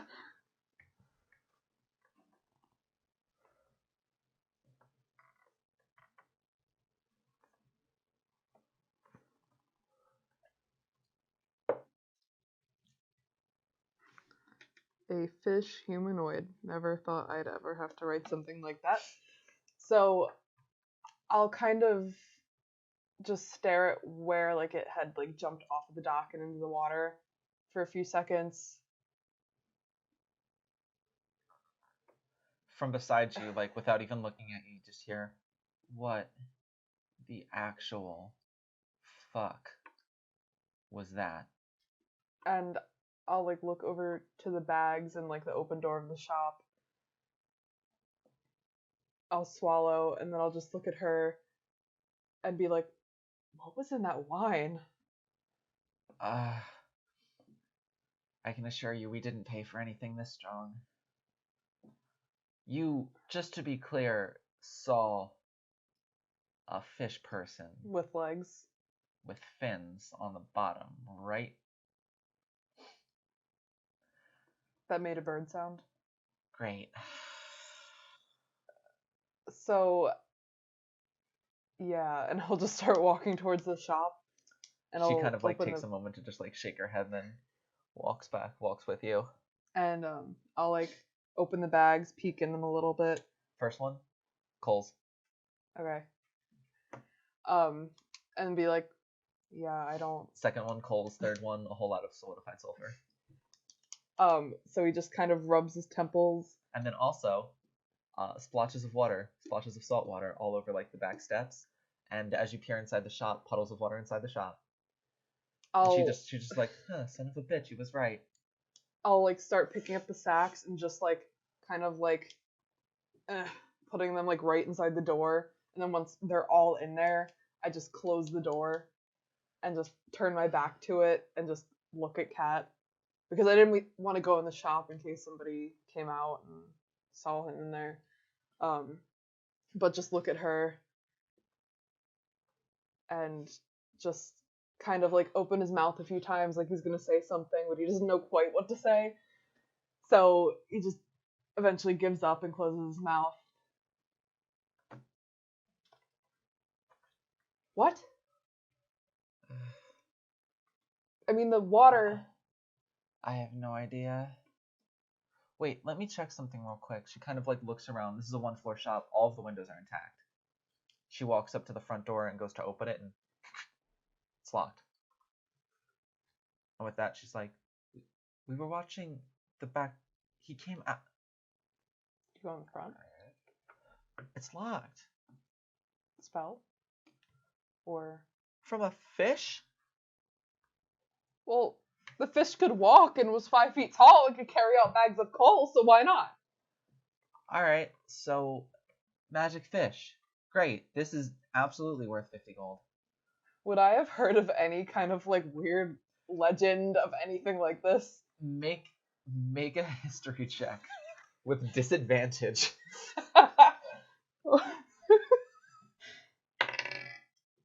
11. And then 17. 17. I have plus. So there's a few things that come to mind. Obviously you have things like Murrow, but Murrow haven't been known to like really walk around on land and typically don't have heads that look like a ginormous fish head. You've also heard of creatures called Sahagin, but they're also typically pretty deep sea fish, like deep sea kind of entities. Also, they have like gills. They're more like a little bit more amphibious than fish-like. Right. The only Like other, a triton. the only other thing that comes to mind is you have heard of briefly in like a chapter of a book a creature called a Kuo-toa. That is Kuo. Hold on. Toa. I'm not ready. So, okay, start over. Kuo-toa. Kuo dash Toa. That kind of would best fit this description. The part that you read was literally just fish-like humanoids, but did not contain any pictures, so. Okay. And the only thing that you have ever read about them in like a history book that you were perusing one time, waiting for one of your late night rendezvous to like finish doing something, and you were just kind of waiting in his study for a couple of hours while he forgot that he had hired someone for the night, and you were perusing all of the books. You read that they're just a relatively simple race that sort of was driven to madness as they were enslaved by, like the entire race was enslaved by mind flayers rather for about 1,000 years, and then when they were finally set free, their minds had been warped to a degree where they are now just kind of seen as like mindless creatures. Right. That's all you got. So, after they check out all the windows and doors, he'll just lean against the back door, kind of trying to like think of anything that would be kind of reminiscent of what they saw. And then he'll like look at Kat, kind of like a bulb went off a little bit. I feel like I've read something kind of similar to that, but I don't see what it would be doing here, or stealing that, or even being able to do any of this. Well, all right, start from the top. And you do explain to her like what I said you found in the book, essentially. Yeah, I'll say I was in a study of a friend, and I was reading a few books, and I stumbled across this book about like some more rare races, and there was one, and it kind of said they were fish-like humanoids called,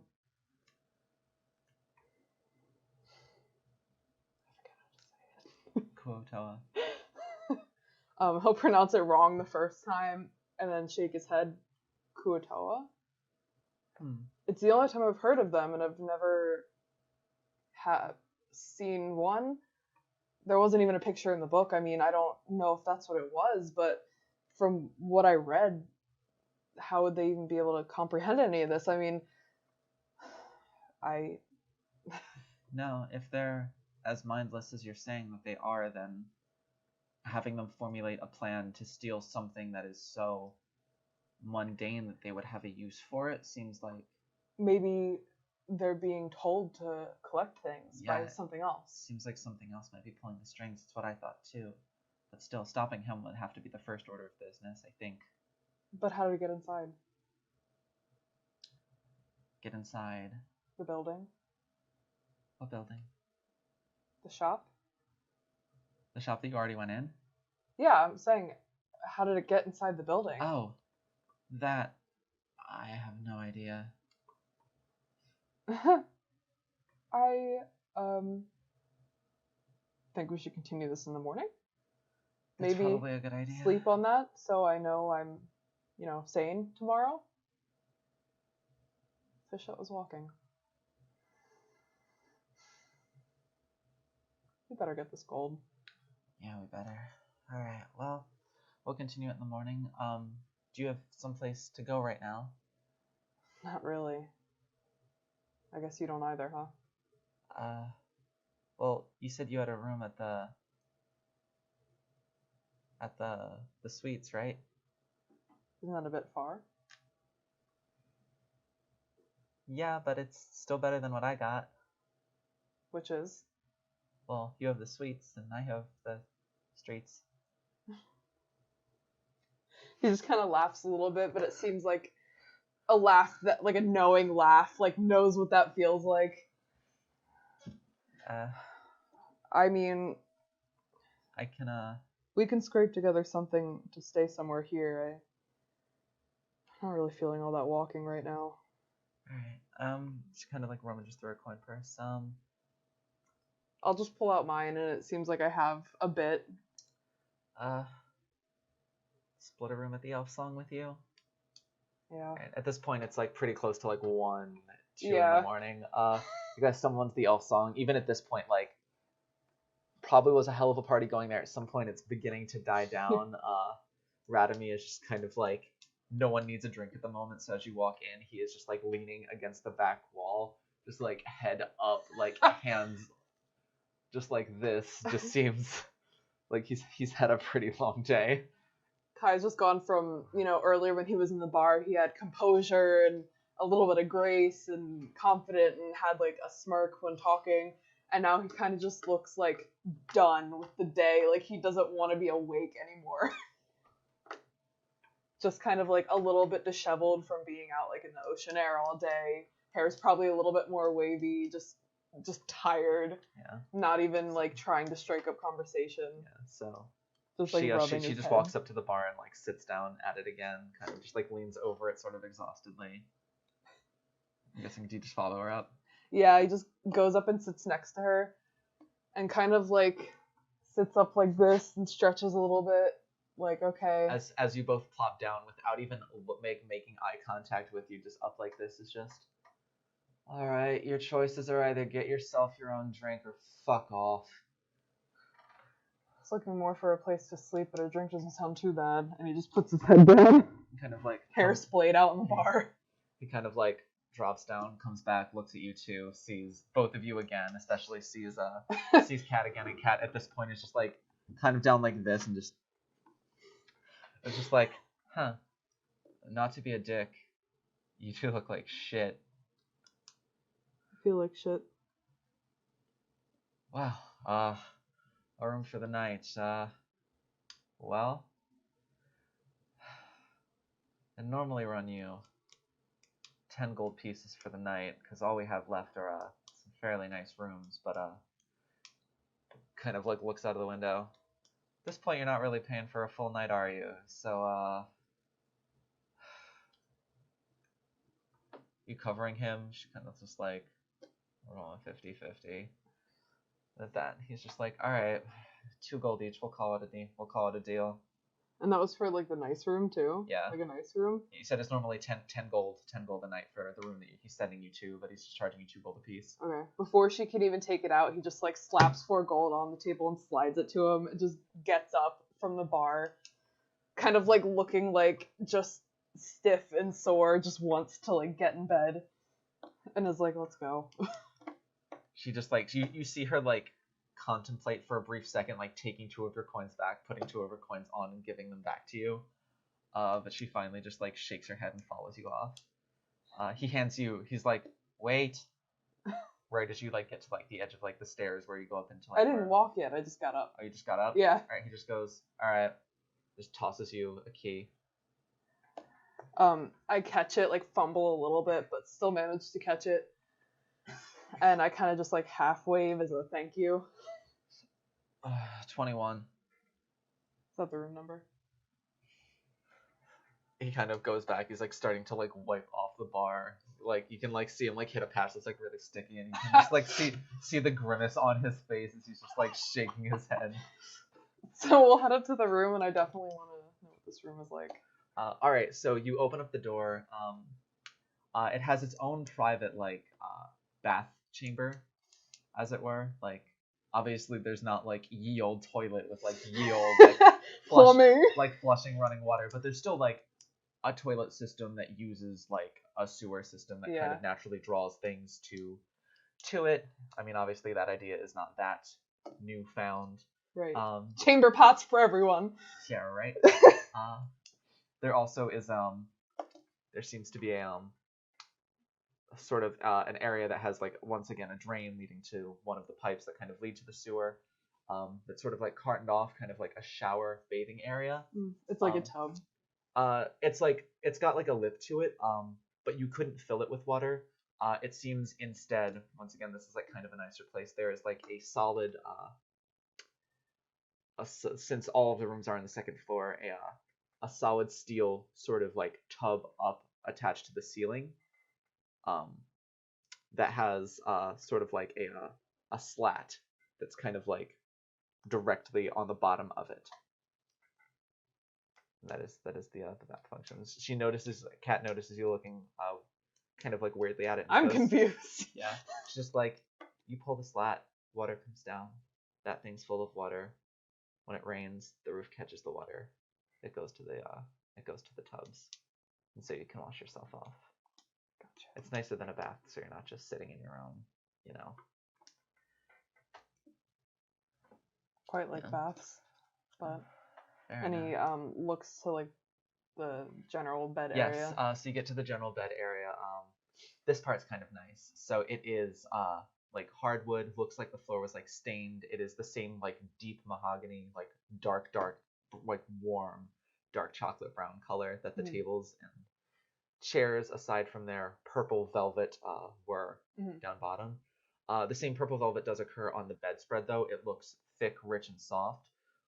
There is like your entire wall facing like, so you have like the entrance, bath stuff, bed here, and then this entire wall there's no balcony or anything, but it is like nothing but windows currently with all the blinds drawn.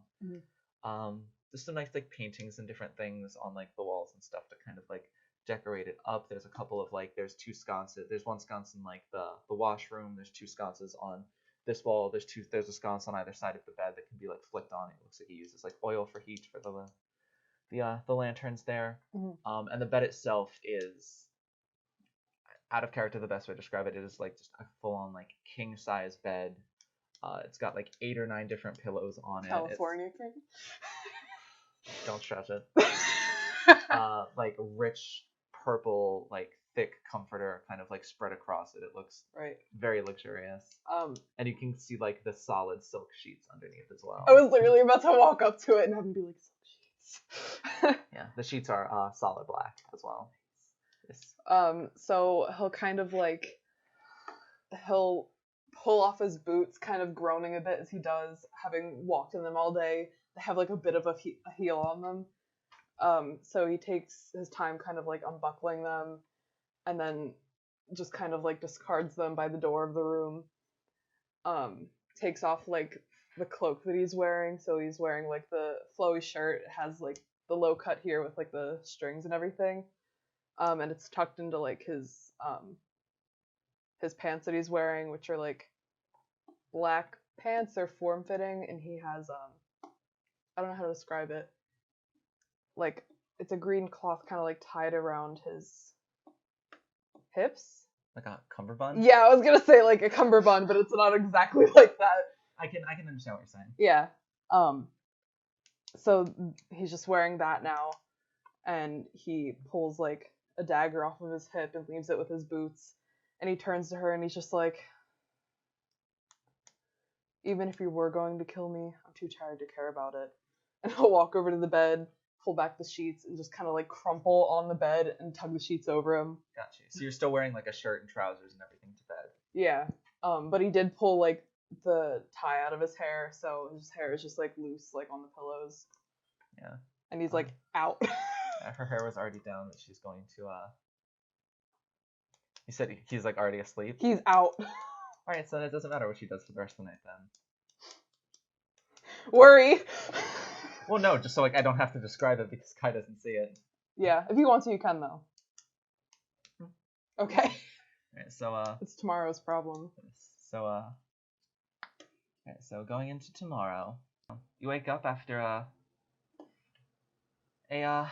maybe not the longest night's sleep you've ever had, but certainly one that was deserved and needed. Probably felt good too with silk sheets. Yes, it was very comfy. The bed feels like absolute heaven.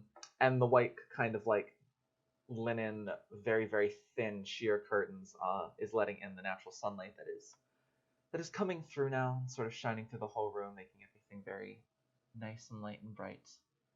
All right.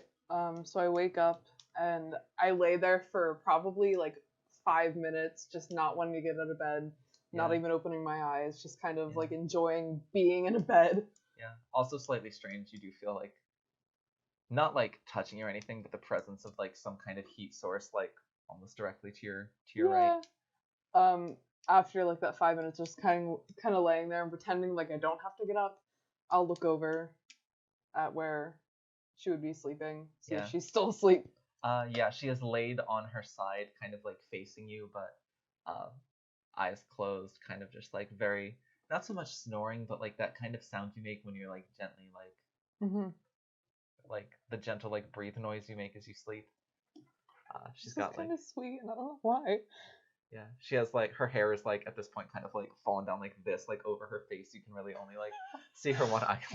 It seems she just like threw herself in bed, and wherever she fell. I was literally like, so sweet, so beautiful, and then Well, I mean, she's not like propped up there like easy breezy beautiful cover girl, but like I know. No, she is like just still out cold, just kind of like laid up, kind of curled up into a ball a little bit, and just sort of laying on her side. Right. Very peaceful. I'll get up really carefully to try not to move the bed a little bit. And I'll go into the bathroom. Yeah. And work that strange tub shower thing. I mean, you literally pull it. It has about 25 holes that are about this big. It just, as soon as you pull it, it just starts to dump water on you. Okay, for some reason I thought it was just like one big strip, and No. you pulled it. It was like a waterfall. No. Shower speed run. No, it is It'll last a while. Yeah, it's coming through as that, but it falls onto your head immediately. It is also very cold. Ice cold. It is freezing as soon as it hits you. So, had she been awake or like a little bit awake, she would just hear from like the other room just and then just silence, and like except for the sound of water. You kind of hear like a very sleepy like kind of like a chuckle from the other room. Are there like towels and stuff in there too? Yes. Air dry. So yeah, he'll take a very cold shower. That's one way to wake up. And then I guess just dry off, and I don't like that sound you made. Sorry. It's like you're waiting for me to say something. I was. Well, yeah. Anyway. And he'll kind of like shake out like his clothes from the day before, get out like a little bit of the dirt that was there, and put back on like his socks and his pants, and then he'll walk out with like the towel around his shoulders and just like hair wet, and just is kind of like shivering, but looks clean. Yeah. Wait, so what articles of clothing did you put back on? Pants and socks. Pants and socks. All right. So at this point, she is kind of like awake at this point, but still just like laying in bed, just like staring at the ceiling. Yeah, just also seems like she really doesn't want to get up and get out of bed. If you look over next to your boots, you see her boots. Her cannon is leaning up against the wall as well, along with like her tool belt. As it should be. Yes. Along with like her tool belt and everything. Also laying over there is like a couple of like her accessories, and the tunic, the short sleeve tunic that she was wearing is also sitting on top of her boots as she is laying in bed. Uh-oh. So she just like is kind of awake, and she's like, all right, just let me. I'll wake up I'll wake up and get washed, and we'll go. So she's still kind of like nodding out a little bit. A little bit, yeah. So he'll go over to her side of the bed and stand like next to the bed, looking down at her for a few seconds, and just kind of like tilts his head and looks at her, and then gathers his hair over his shoulder and squeezes it out, wrings it on her face. Do you really? Yes. So it's just cold water, just...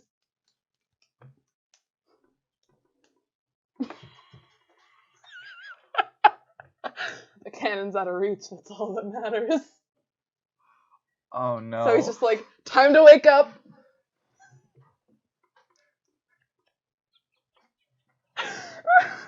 Oh no. Alright. I'm trying to think how she would react to this. Good, take your time, I got it right.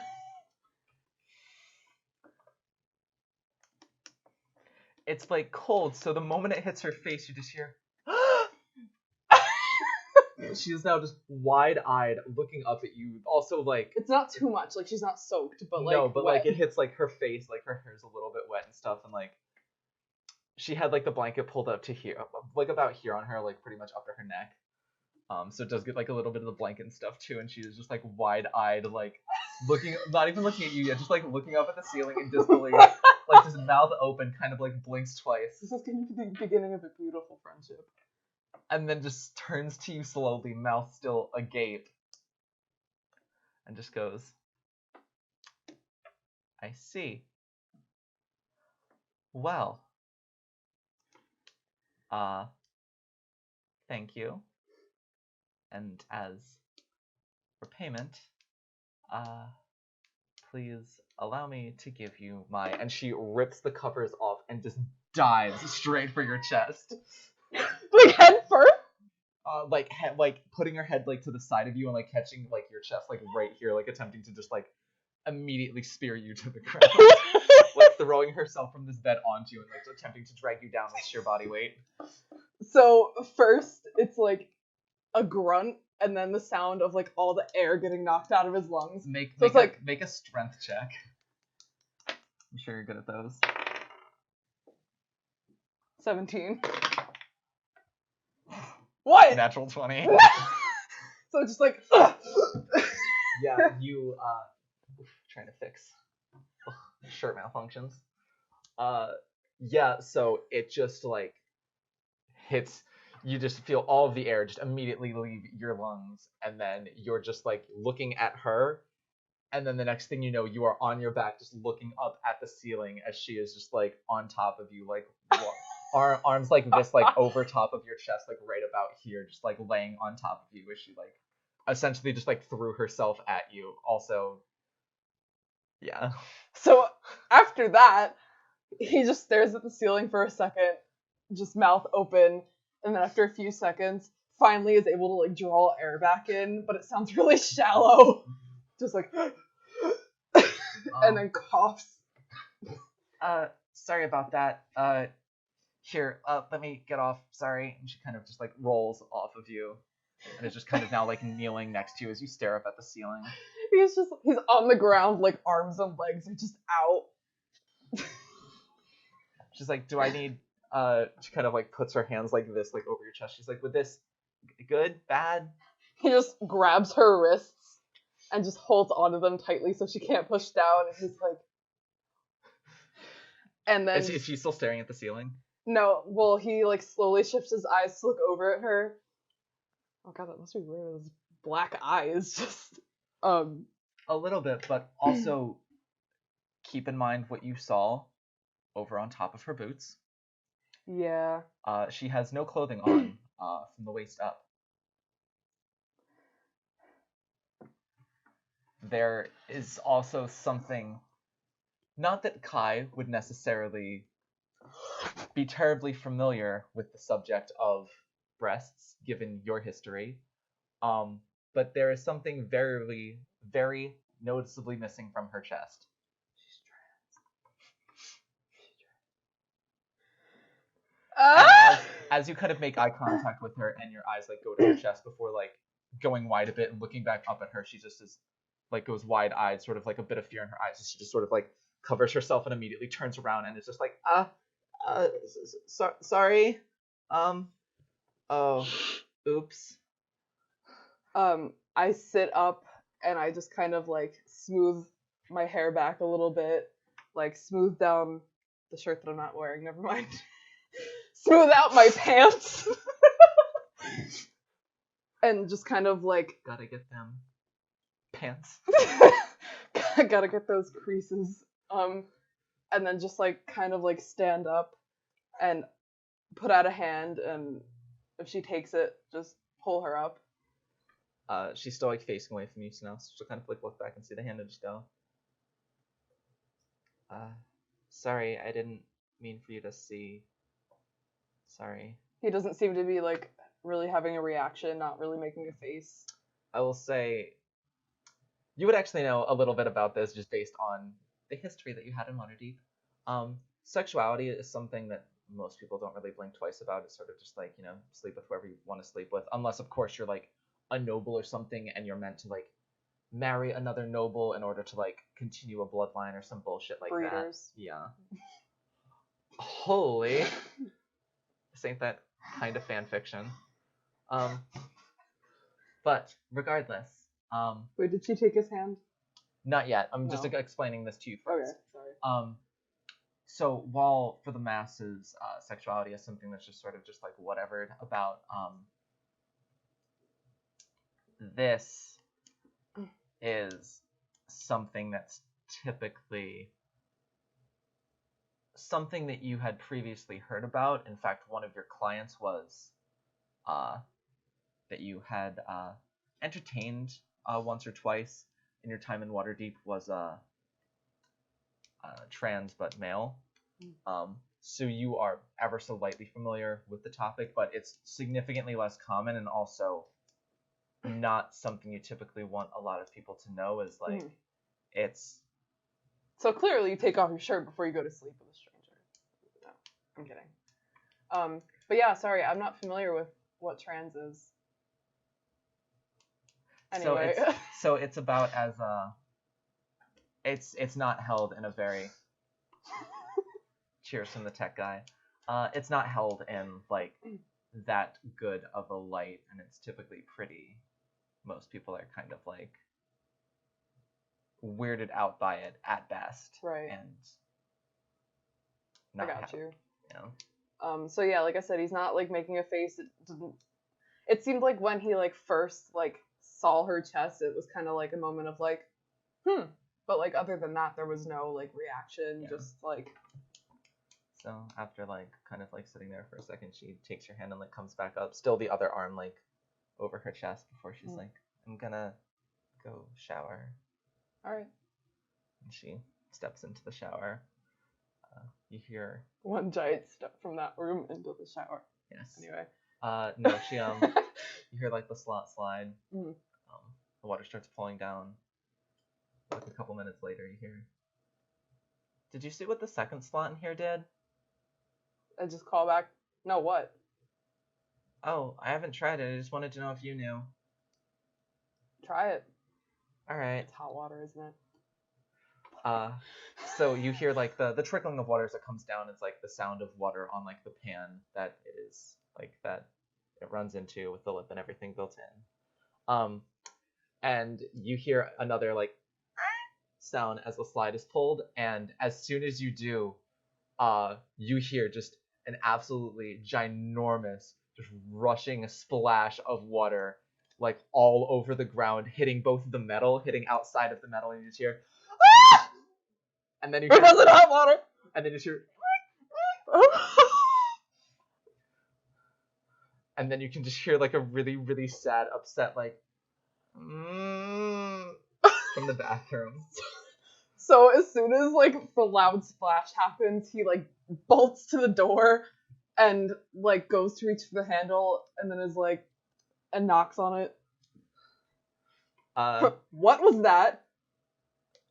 You just hear I'll say that's when you hear the very like disappointed kind of like growl from the other side.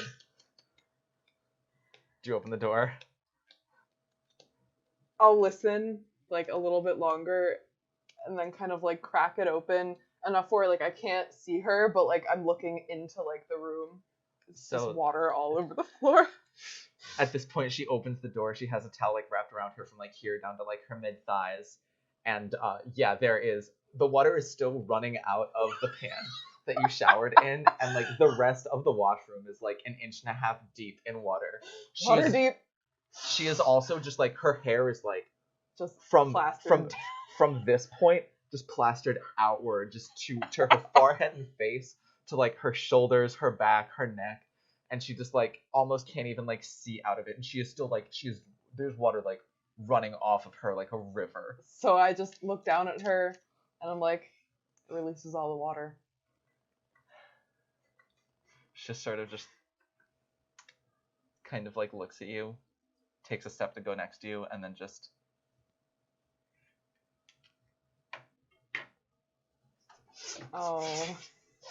and just gets it all over you. And he just closes his eyes and just accepts it. Also, like slightly dampening your pants and your socks. Yay! It's also unfortunate. So we should leave. Probably. Yeah. I'm sure Ramadi will be a good sport about cleaning that up. I mean, it's just water. Yeah, that's fine. We should go. And at that, she grabs her clothing and just kind of like looks at you, looks at her clothing, looks at you. I'm just like, and turn around. You hear like some rustling, like probably 2 or 3 minutes later. You just hear. All right. Turn around. She's fully dressed now. She's like reattaching her belt full of tools. She's got her cannon back strapped to her back. She's like, "You ready to go?" Standing shirtless. No, he also got dressed. So I'd assumed. Yeah. So when she's done, he's just like pulling his boots on, and he's like, "Let's leave." Alright, so you guys head out. Just does the walk of shame through the bar, but it's because they flooded the room. I will say, since both of you are like kind of like realize that you did that, there is like a slight blush to her cheeks as she's walking through because she kind of knows what she's doing. The water's not dripping through the ceiling, is it? No. Okay. But Ramadi kind of like sees you two and just goes, kind of like looks at your face, looks at her face, looks at your face, and just goes, "Oh, good night." And then Isn't it morning? No, he was like, "Good night?" ? Got you. She gives him the finger as she continues just like walking by, not even like saying a word to him as she just walks out the door. And after he makes that comment, Kai just like smirks like he's getting a kick out of it. As you're exiting, she holds the door open for you, seeing your smirk, and just like you swear you hear under her breath English. He'll push the door open, kind of has like more pep in his step now, just having had that crazy morning and just feeling better after sleeping and showering and everything. Seeing shirtless trans women. Alright, so on to more adventures. So she immediately starts heading back towards the place that you guys stopped the fat down last time. Okay. Kind of like just mentioning that it would be good to start back there. Yeah. So when we get there, I assume things are kind of a little crazy. The water and everything's in bags. At this point, you've slept in a little bit since it's about 9 a.m. at this point. Right. So it's already settled. Yes, it's already settled. But you do see them talking to the guy who was taking the notes yesterday. Mm-hmm. Is off at like still in the front, but at the other side, sort of like talking kind of not quietly, but not like yelling or anything, with 2 individuals in the corner. At a glance, one of them appears to be a shorter half-elf boy. The other one appears to be a tiefling. Mm-hmm. Wait, they were customers, you said, or they worked there? They were just talking to the guy who's at the front. Right. But as you sort of like pull up and step into the front of the shop, Kat kind of like looks over at the guy hammering same guys yesterday. Mm-hmm. And just goes, "Oi, you find your stuff this morning, okay?" And he kind of turns to you and just goes, "What? You mean in like the bags?" Just kind of looking between the two of you. Yeah, the bags. What do you know about that? We watched over your shop last night and kind of saw the person that's been doing this, and we put the bags back in before we closed the door. It got away before we could really do anything, but hey, at least they didn't get any of your stuff. Well, no shit. Oi, Thad. And at that point, the person who was taking the notes, talking to the other two Vindles, turned and yeah. Oh, you were the folks from yesterday, yeah? And the guy was hammering is just like, these two said they were able to stop that thing that was going on last night. And they know why the stuff was in bags this morning and why they said they saw the person who was trying to steal all of our shit. At that point, it's just like, is that true? And at that point, you now have the attention of both individuals who are talking to Thad. Okay. As they both just kind of turn to look at you, and he's like, what exactly happened? I'm guessing you just like kind of repeat. I'm gonna say, I'll tell you, but we're gonna need to go somewhere because you're gonna want to sit down. As you wish. He kind of steps out to like the directly in front of the shop, kind of like sits down on like one of the chairs out there. Sitting on a bench is now the other two. You are able to see well, he'll introduce them, so I'll describe them as he introduces him. He's like, oh, pardon, that's actually fortunate that you should have come around. We actually contacted the representatives of the people who posted the job when we saw what had happened and how similar it was to what had been going on. This is finding descriptions. This is Master Finn. Gestures to the half elf. He's about got a young looking face, no facial hair. I guess kind of like for a half elf, not totally rare. He's about. Is it Finn, like F-I-N-N? F-I-N-N. He seems to be on like the slightly shorter side. He's got like short, kind of like styled brown hair, kind of pale skin, like amber eyes that kind of swim with like brown, they're gold, kind of like a couple different colors in there. He just kind of like gives a respectful head nod to you. And this is Finn, Master Finn's assistant Liari. And that gestures, gestures to the tiefling. Could you spell that? L-Y Mm-hmm. A-R-I. Okay. He has red eyes, whereas you have like black eyes. His skin is like kind of like an ashy gray type color. His horns kind of like go up first before sort of curling around and coming back to rest about right here. Mm-hmm. And he has actually, surprisingly enough, blonde hair that sort of is just like kind of like pushed to the side a little bit and is kind of like long, kind of dangles around his shoulders. They're both dressed in like very, very fine linens and stuff, tunics, trousers. They both look pretty. Pretty. Yeah, well, noble in their dress. Right. But yeah, so Finn eventually says, yes, I'm here on behalf of the job that was posted. I was told that you two were in the midst of attempting to solve it, and you actually made quite a breakthrough. Right. So, right. And he describes like everything that happened that night, you know, obviously leaving out talks between Kai and Kat, but what they saw, and then the whole fish thing he kind of put delicately, and also sounds like he almost doesn't believe what he's saying too.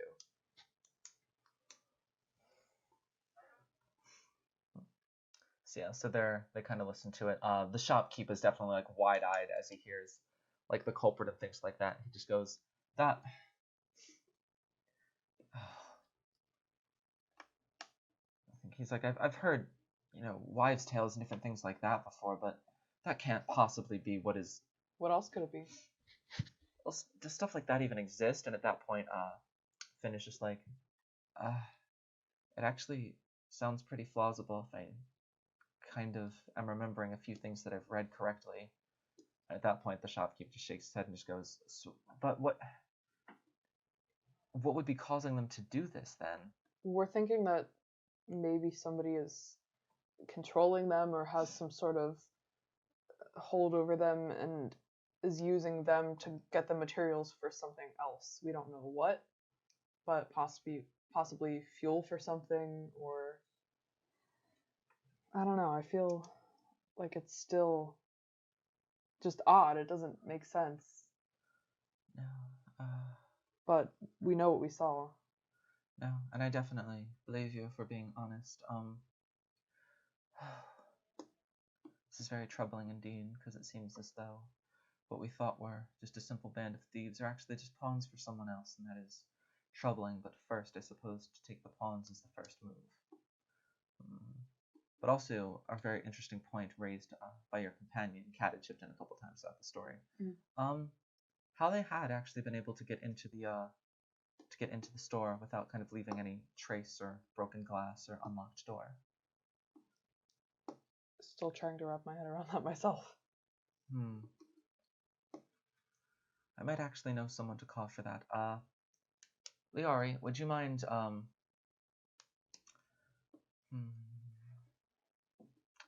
would you mind getting the prefect for me? At that point, Liari just kind of like nods and gets up and walks off. It'll just be a few minutes for that, but I believe she will be able to hopefully answer quite a few of our questions. Who is she? The prefect? Mm-hmm. She actually belongs to the mage college. The prefects, you see, there are 5 schools of magic at the main college. Though, looking at you and your stuff, which do you have on you? Yeah, probably. I'd say that he would have this time he'd have the book attached to his hip, like, under, like, his robe, not, like, over it. So it would be hidden, but there's no way he'd be able to hide the staff that's on his back. Recognizing the staff, he's like, well, you seem like you should be familiar with the mage college, yes? Right. Right. You must be new. Mm-hmm. Got you. Well, there are 5 schools of magic in the mage college. Each school of magic is overseen by someone who is the head of that specific branch. They are called the prefect. Each prefect has different responsibilities, aside from overseeing, the different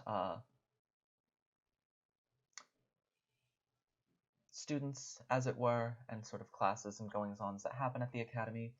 Each also take on responsibilities aside from that as well. One of the prefects just happens to be personally one of the most intelligent people that I know. And I believe if anyone could help us try and figure out what this mystery could be, it would probably be her. No one is more knowledgeable when it comes to history or the arcane or any number of subjects, honestly. Well, hopefully she knows more than we do. Can help straighten whatever this mess is out. Any idea how long it would take her to get here? Should only be a couple of minutes. I know she was scheduled to be at the docks today. She sometimes helps them out whenever they need to sort out a particular issue with mysterious magic items being brought into or out of the docks, if you catch what I'm saying. Right. Alright, well then, and I'll turn to Kat and say, just wait here. Sounds good to me. I mean, ain't got much else to do, and if they're the ones who are, gonna be, thinking a lot about or in charge of the case, then if we can solve it with them here, it kind of makes this part real easy. So you wait about 3 or 4 minutes. I don't know if you want to make any conversation in the meantime, but if not, they would eventually come up. Liari would return with a woman wearing so she has like the how the other robes were like silver and red because those are the colors of the academy. These ones are black and yellow, with a lot of like really nice, fine, smart like yellow trim going across it. Same kind of hat, though this one with a like yellow kind of like looks like a silver band that kind of goes around here in the hat, about this thick around the brim. That has like a really brilliant yellow topaz set in the front of it, along with like yellow trim along the edge of the hat. Though that is not on her head right now. She's currently carrying that. Her seems to be human. Her skin is like a really like rich, kind of like in between like dark caramel and chocolate. her hair is mostly black, though a few kind of strands are dyed blonde. Those are sort of highlighted in the fact that they're all sort of like braided together and kind of woven up and sort of worn as like a woven sort of like, I don't want to call it a bun, but kind of like a woven sort of like thing style on Like top of knot. her head. Yes, like a knot on top of her head. Towards like the top back of her head. It looks like very intricate and like every piece of hair is like perfectly in place. She also to her on her one side of her robe, she has like a little holster, and in that holster is a small crystal ball, probably about this big. Okay. And she approaches with Liari. Liari kind of just nods his head at Finn as he returns to sit, and the mystery woman who just showed up kind of looks over at the two of you, kind of nods respectfully, eyes lingering like a little bit longer on your staff, like raised eyebrows before, turning to Finn and bowing. Finn kind of bows back and just goes, a pleasure to see you again. We actually had some questions for you. First, I'm sure you remember the post we put out about attempting to solve the thefts that have been going on in this place as of late, and just kind of like nods. These two have been undertaking that and have found out some quite interesting information. Before I go any further, you two here, I'm sorry, I don't actually believe I caught your names. So I introduced myself and then motioned to Kat so she can introduce herself. Yeah. And this is prefect of the elementalist school at the Mage Academy. This is Mistress Amaranthine. Hold on, she's a prefect. Yes, of the elementalist school.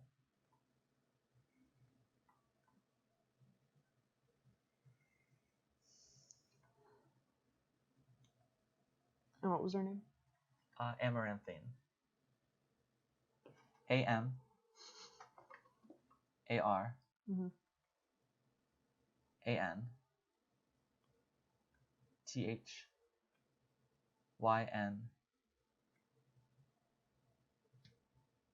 E-E-S. No, N-E, double N-E. Amaranthine. Sorry. Okay. Yeah, no, I would have spelled that wrong. So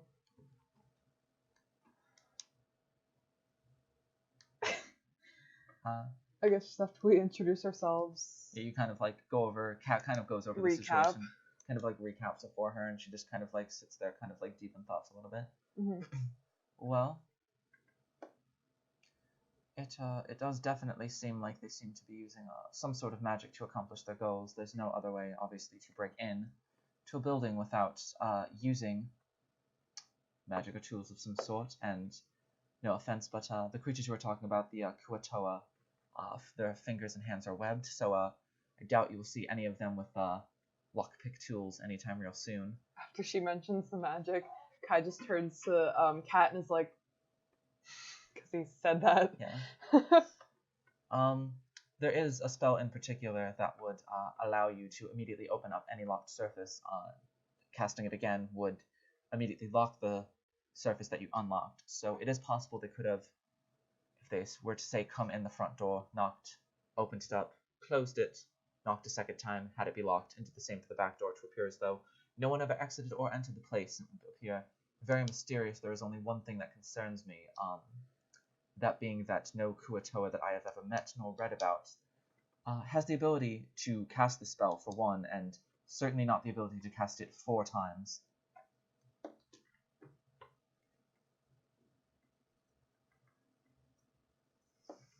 But that still appears to be my best guess. Could be an artifact of something. It could be borrowed power, though I'm not technically sure how that would work.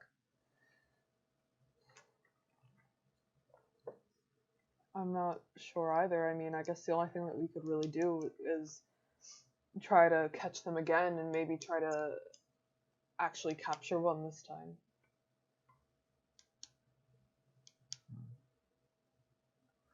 That is That is true. Unless scouring the ocean sounds fun, but No, personally, I'd like probably to don't avoid do that. that. If you are able to capture any of them, or maybe capture them, but them being less alive at the end of it. Any artifacts, if I were able to look them over, I would be able to tell you if they did possess this ability. Because, I mean, if they did have any artifacts of this capability, then we could be sure that your theory of them simply being pawns for something else was correct in its assumption. But good detective work so far. I'm impressed. It's good to have students like you at our academy. Well, thank you for the compliment. Sounds like a good plan to me, and I turn to Kat and ask how she feels about it. Kind of just shrugs and nods. Yeah, sounds good to me. I guess we could stake out again tonight. They do seem to be the best, most primed to strike at night. Though where, you will certainly need to find where they will strike. Well, since they were caught here last night, I wouldn't guess that they would go back to the same place. So maybe we could take a guess, maybe pick another shop that hasn't been hit yet.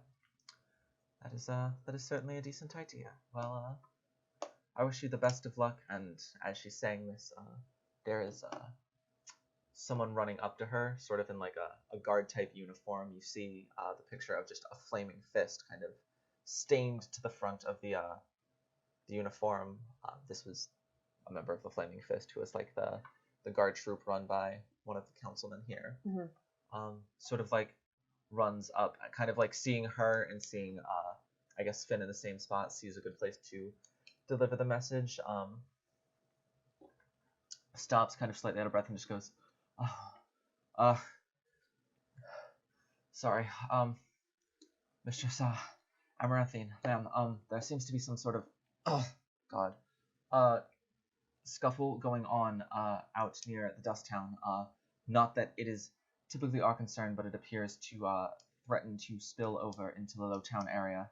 And with that, it appears to be going towards a very violent route. We might want to send someone immediately. With that, you actually see Finn kind of like...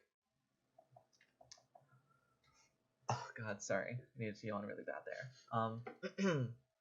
Finn kind of like reaches one hand back, sort of like touching the bow that is sitting on his back. Liari kind of like reaches one hand to put down on the rapier that he has to his side. Kai kind of takes like a small step back, like not really noticeable, but before Amaranthine is just kind of like looks over the two. It is fine. The two of you stay here, help our new friends with whatever they may need to continue the rest of our investigations. I will handle this situation myself. And she goes off with the guard, leaving the five of you there, though not seeing that he is not needed any further. The worker from the store kind of takes his leave and goes back inside to continue doing work. Okay. And leaves you with the high elf and the half elf and the other tiefling. Just like, so, you are planning on just staking out again and hoping you get lucky with the location of where they show up? Unless you've got a better idea. I guess not. I mean, I certainly can't think of anything off the top of my... And he is interrupted by some yells coming from down by the dockside.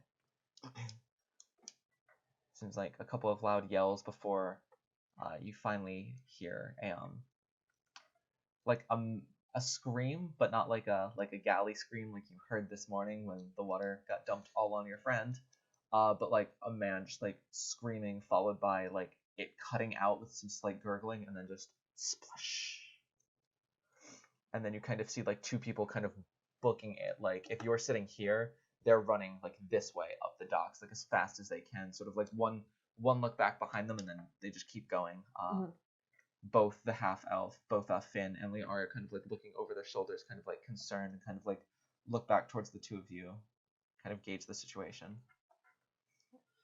Do you suppose that was important? So I look that way, and do I see anything from where we are? It looks like it might have been a little bit to the left, so you can't, like, you're not in direct eye view of it. Right. I'm just like, it might have, and I kind of like fumble a little bit before I head that way towards it. Yeah, Cat is following right behind you, and Finn and Liara follow right after that. So you get down to the wooden part of the docks, and so this part of the docks, you kind of have about 30 feet of the wood part before steps go down, and you can see 3 of these figures from last night in the black robes, but with their hoods like down, so you can fully see like the fish-headedness that you saw last night. This time in the daylight. Lovely. Yes. One of them is standing in like a pile of red blood, and is currently holding a spear, that the tip of which is slick with blood, kind of dripping off of it. And as they look at you, the 2 on either side kind of look towards the one in the center, and the one at the center just kind of makes like a grunting noise, just, and kind of points the spear at you, and then points the spear at Cat, just goes, and at that point, all of them kind of like raise their spears up, and you are going to roll initiative. So just roll? Yes, roll for initiative.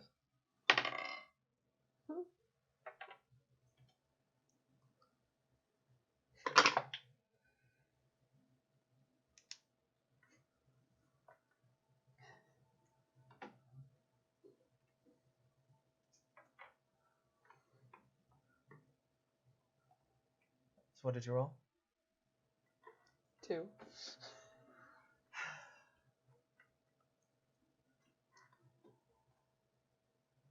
Oh dear. Hey, well that means it gives time for everybody else to get hurt, so I can fix them. Something like that.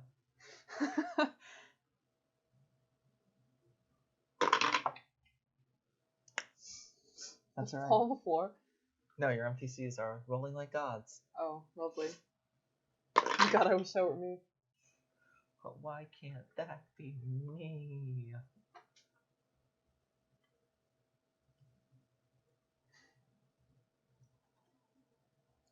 Yes, it is.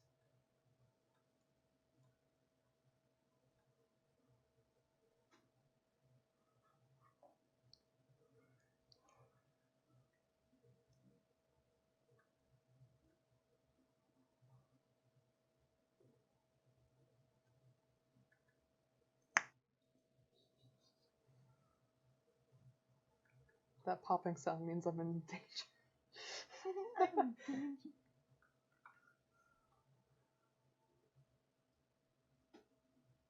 Am I able to cast something right before the battle starts, or no? No.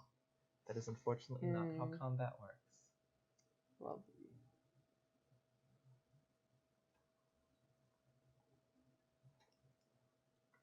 Sorry, I'm just recording a couple stats to make this battle go significantly smoother.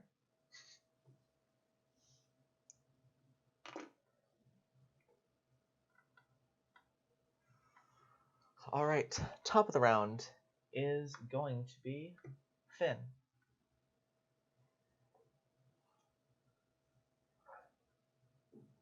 So Finn is going to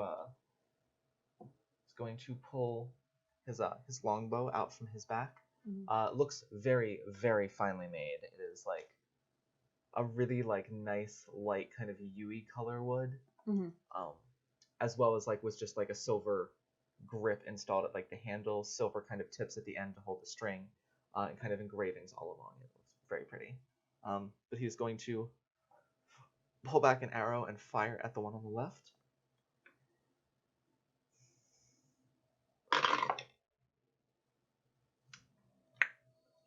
He unfortunately misses, sort of fires right at it, sort of just ducks out of the way, it flies off, kind of skips twice in the water before just sinking. You hear like a scoff from Liari as he misses. That does bring us to Liari's turn. Liari just kind of like smirks at Finn as he walks up next to him and just goes, Relax, I can handle this. They're only about 30 feet away at this point, so Liari is going to reach to his sides, not to his rapier, and pull off two hand crossbow that is on either side of his person. He's going to raise that up and fire both off at the Kuatoa on the left, the same one that Finn just missed. First one. Is it crossbows? Hand crossbows. First one is going to be cocked.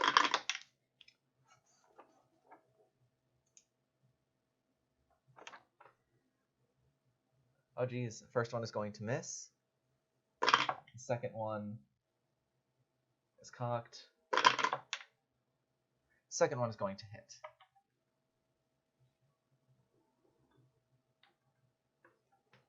That will be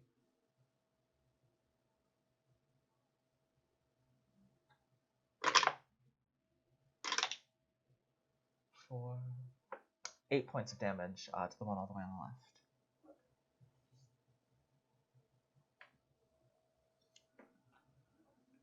Alright, so the first one, it's able to kind of like, they carry a shield in one hand and a spear in the other. So it's able to deflect the first one with the shield. The second one kind of sinks in right at like left hip level, and just sort of like sinks like 5 or 6 inches into the thing. It kind of lets out a snarl as it happens, sort of like wincing as it like fails to put weight on that leg, but kind of like tests it out again, is trying to grunt through it. Certainly doesn't look too beat up yet by any means. Alright, so that's going to bring up their turn. They are going to, the one in the center is going to kind of like flank around towards the outside, while one on the left and right, one approaches Finn, one approaches Liari. The other one is going to come right at,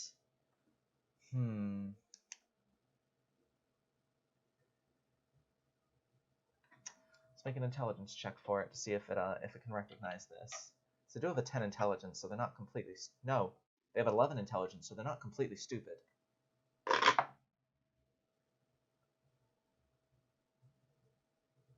No, that's not high enough of a roll, so he's not going to recognize that. He's going to run towards Cat. He was trying to see if he could have a high enough intelligence roll to recognize that the one who probably caused the noise last night was the one who's holding the staff. Didn't put 2 and 2 together, though. Alright, so the one against Finn. They're all making single-handed spear attacks. Is cocked. Ooh, that's going to hit. For me throwing my dice and my drinks. It's going to hit for 3 points of damage, kind of scrapes along his side a little bit. Kind of see him wince as a couple blood drops splatter to the ground. Who was it? That was to Finn. Okay. Next one is going to swing at Liari. And with a natural 1, it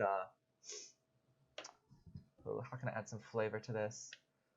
It goes to try and stab straight through the chest of Liari, and Liari, kind of being a little bit shifty in his fighting style, kind of just holds up in an X pattern. His hand crossbows and the spear kind of goes for like 8 or 10 inches straight through, like the holes where like the arch of the bow meets like the string right here on each of them before he pulls it taut, kind of stopping the spear, and kind of like twisting real quickly is able to pull the spear directly out of this creature's hands as it just goes clattering to the ground as he brings his hand crossbows back up again to the creature, now only 5 feet away from him. So he was able to disarm his, and the one is going to swing at Cat. And that's going to hit. Yeah, that is definitely going to hit. And she is going to take 6 points of damage. So this one, Cat with her gun attempts to like deflect it, and manages to do so because it's going straight for her chest, but doesn't deflect it far enough, and it kind of pierces like right above the hip, kind of in like the corner of her abdomen, and just goes straight through her, in through the front, out through the back, and you hear like kind of like a gasp as like in pain, and just as like air leaves her body as like the shock of like that. She looks like that hurt a lot. And that's going to actually bring up Cat. She is going to quick like wedge herself back off of that thing. Before, let me just make sure this is not the case with this.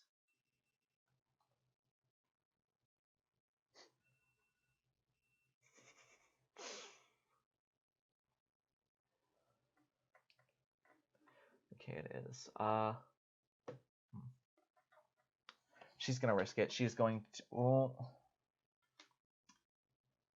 yeah, she doesn't have anything else. She's gonna risk it. She is going to take, kind of like attempt to move away from this creature. The creature is going to take an attack of opportunity against her. That's a natural 1 though, so it is going to swing and miss. This time she kind of blocks it as it swings the spear, sort of in desperation. She kind of like stumbles back a few steps, kind of failing to put any weight on her right side. She's about, I would say about 10 feet behind you now, before like kind of like heavily resting on her left side now with her right side. So her raise up this contraption of hers that is now like extended in her hand as it was when she first showed you it. Pull the trigger, and just a loud thunderous like boom just sort of rings, not only in the street that you're in and not only across the docks, but almost seems to like ripple the waves slightly and even like echo across, as it's like goes out across the harbor. Let's see if she hits. That is a 7 plus 6. Yes, 13 just hits.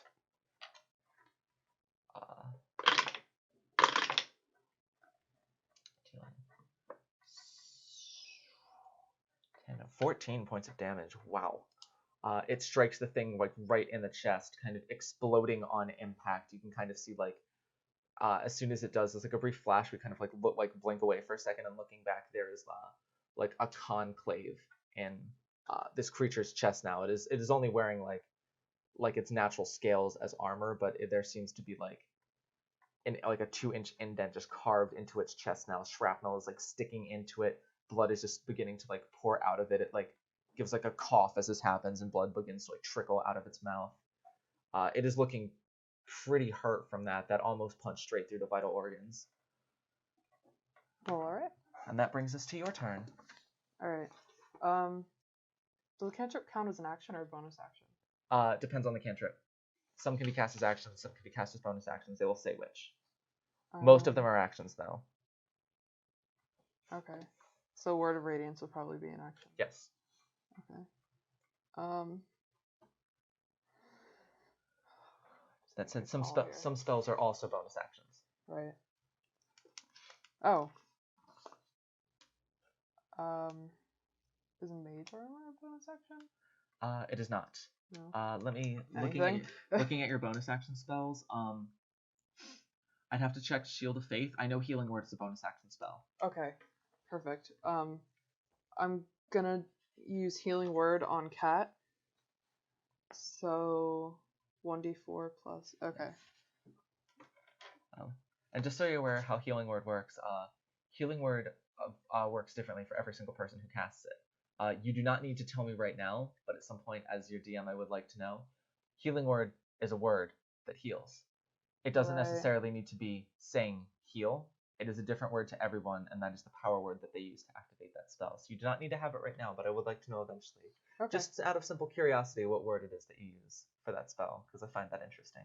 But yes, that heals 1d4 plus your spellcasting modifier bonus. So roll me a pyramid. That is 1 plus not your spell attack bonus, but the modifier bonus. It'll be your wisdom modifier bonus. It'll be page number 1. It'll be +4, yes?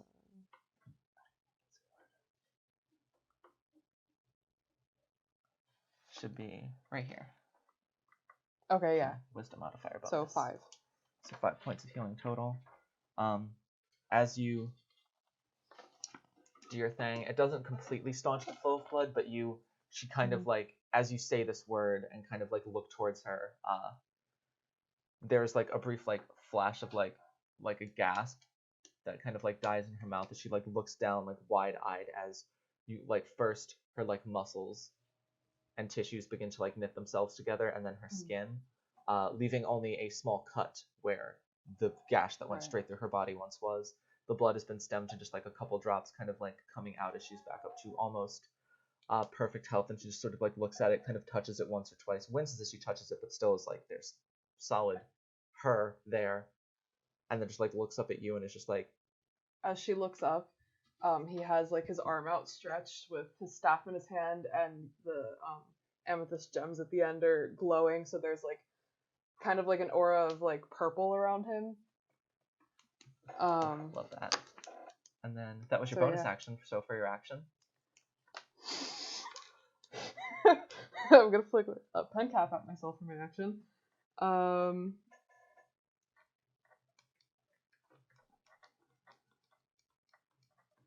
Sorry.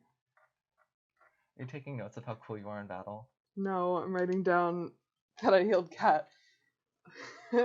Yes, looked like a boss ass bitch. I now am going to cast Word of Radiance. Gotcha. And that is a save on their part, correct? Yes. So, utter a divine word. Burning radiance erupts from you. Each creature of your choice within range must succeed a con saving throw or take 1d6. And what is the d6 range? radiant damage. I believe it's 5 feet. Is it? Yes. Are you sure? Yeah, because it's like a spell to affect everyone immediately around you. Okay, so am I within range of the three? Not of all three, but like the one that attacked Cat is standing directly diagonal to you, so he is 5 feet away from you. Okay, is there any chance that I could move a little bit and get in at least 2 of them, if not 3? Or is Cat too far back? I would say no, just because they're positioned. Finn and Liari are positioned about 10 feet in front of you. Okay, so yeah, I'll still do that. Alright, so you're doing it to the one that Cat already shot? Yeah. And you said, what was it, a con save? Mm-hmm. Alright, and what is your DC? It'll be on page number 3. Yeah, I keep getting my pages like all mixed up. That one, the one you just flipped over and then turned away from. Oh. 14. 14. That is a 6 plus 0. That is a 6. That is a failure. How much damage do you do? I do 1d6. Alright, go ahead and roll that damage. 4. That is just enough. After healing her and just being like, wide-eyed looking at you, I imagine you sort of... Yeah, there's just a burst of just bright white light. Imagine, I'll throw this to even further effect. Sorry. Brief pause.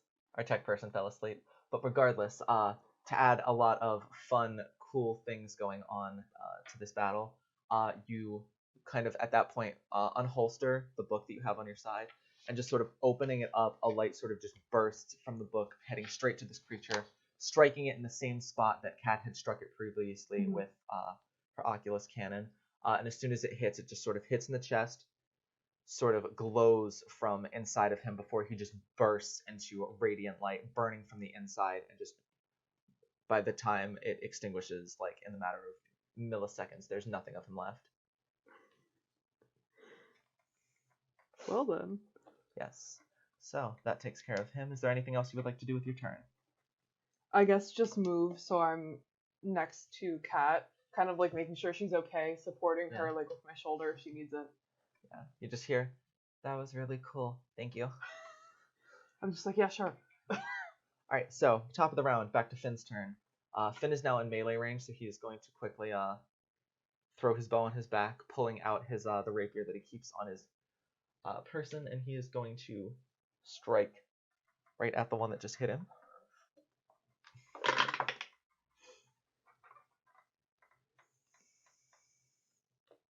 That will hit. Let's say 14. He is going to deal 6 points of damage to it, as I almost throw my pen on the ground. You didn't flick the cap at your... Yeah. The pen doesn't have a cap, otherwise I would have, trust me. Alright, so he is able to sort of like fend off a blow of the spear and sort of stab straight through its stomach before pulling out. Things sort of like gurgles a bit and growls, still trying to hold its ground, but starting to kind of think of its options as it sort of takes a couple steps back. But before it can, Liari is going to sheath one of his hand crossbows before pulling out his rapier. His rapier looks a lot different. It is a lot more, it almost looks like thorny, kind of. It is like a very dark metal with almost like tints of like red undertone to it. Actually make a... Are you proficient in Arcana? Yes. Make an Arcana check.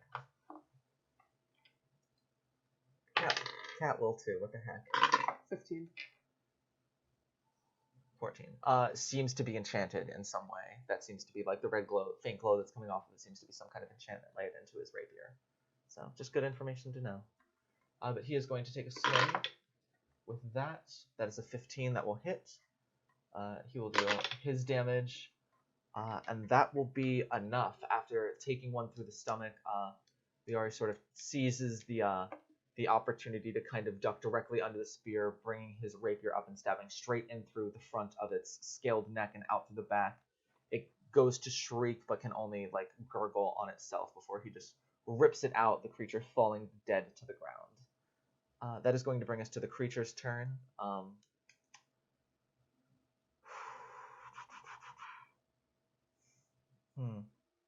Hit me with your best shot.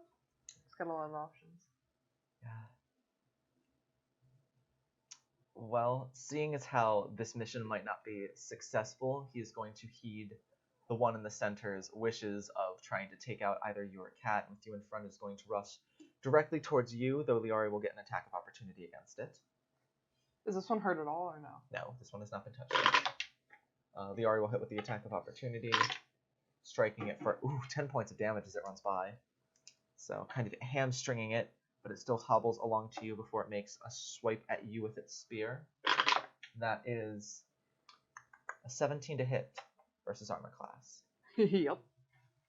Alright, and that will deal 5 points of piercing damage to you. Okay.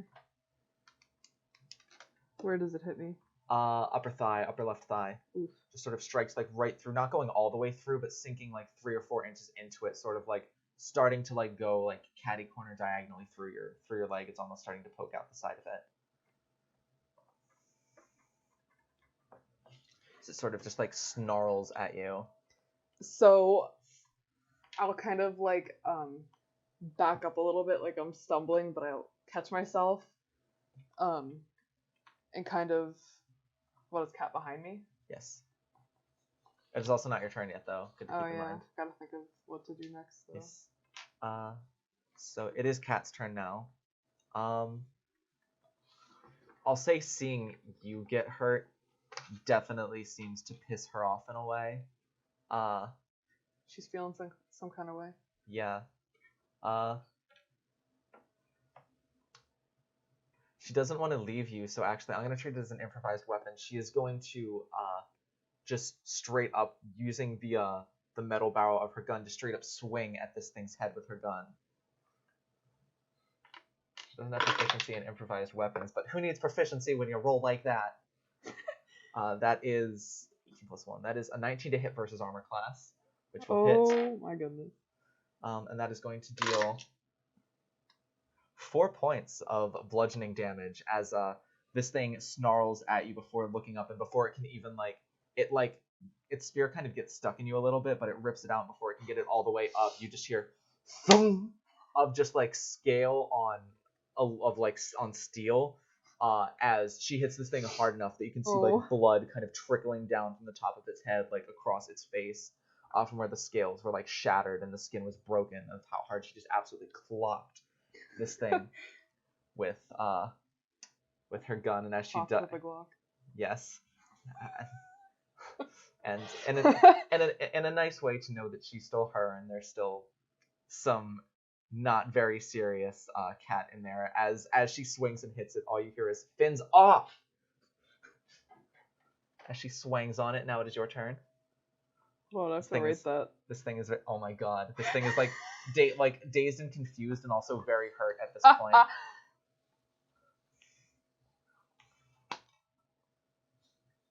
All right.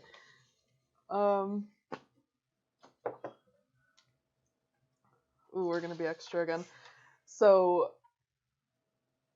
as like he kind of regains his composure after she just bludgeons his head in with a gun, I'm going to stretch my hand out right like at his stomach, like his torso, and cast Guiding Bolt. Go for it. That is not a save. That is you roll to attack. Yep. So I need 3 more d6. You need to roll to hit first. Right. I don't know. Oh, I had to do it again. Spell attack bonus.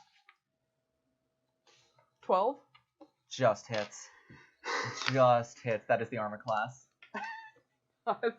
Oh, I got you. Okay, nice. I just need 3 more. Roll them. It's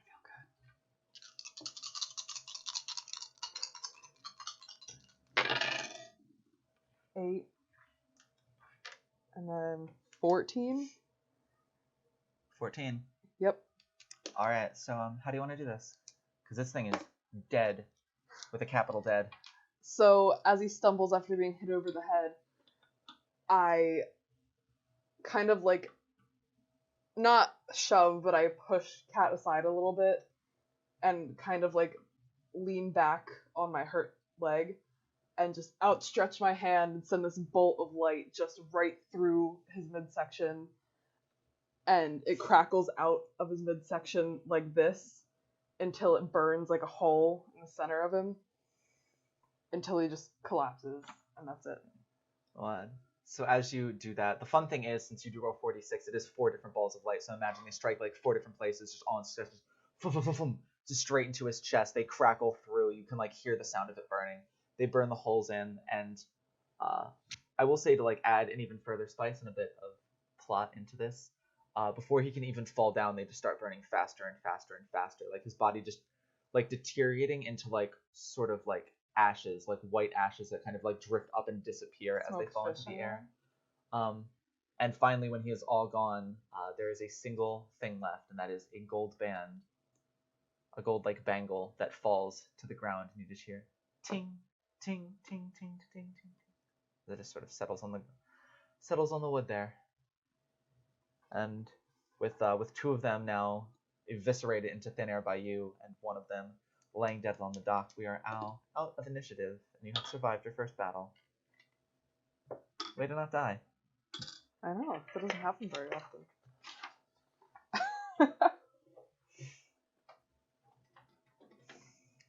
So, Kat is like looking at you, very impressed. Just sort of still like pokes her own leg a couple of times before finally her eyes like fall on your leg and just, oh god, are now you I'm just holding my leg like, oh fuck. Are you okay? Do you need help? A little. She reaches into her bag of tools and stuff and pulls out a small vial that has like a red liquid in it and hands it to you and just goes, drink this. I have a spell slot. So I take it from her and I kind of like look at it funny for a bit. It'll help, trust me. And then just knock it back. So you gain back 7 hit points. Nice. As your wound stitches itself up to new. Liari was untouched. Finn just has the scrape on the side that he is sort of dealing with. They kind of pat over the Kuatoa laying on the ground still, but there's nothing seems to be on him aside from the spear. You said 7 hit points? Yes. Although if you're back to full, you're just back to full. Yeah, I am back to full. But not finding anything on him short of like the weapons, Liari tosses them both into the water before kind of just like leaving the body there. Okay. Nobody picked up the bangle yet, right? No. After I'm feeling better, I thank Kat, and then I like bend over and kind of look at the bracelet, not sure if I should touch it yet, examining it. Make an Arcana check. 21. It's magical in nature. The magic is like thrumming off of it.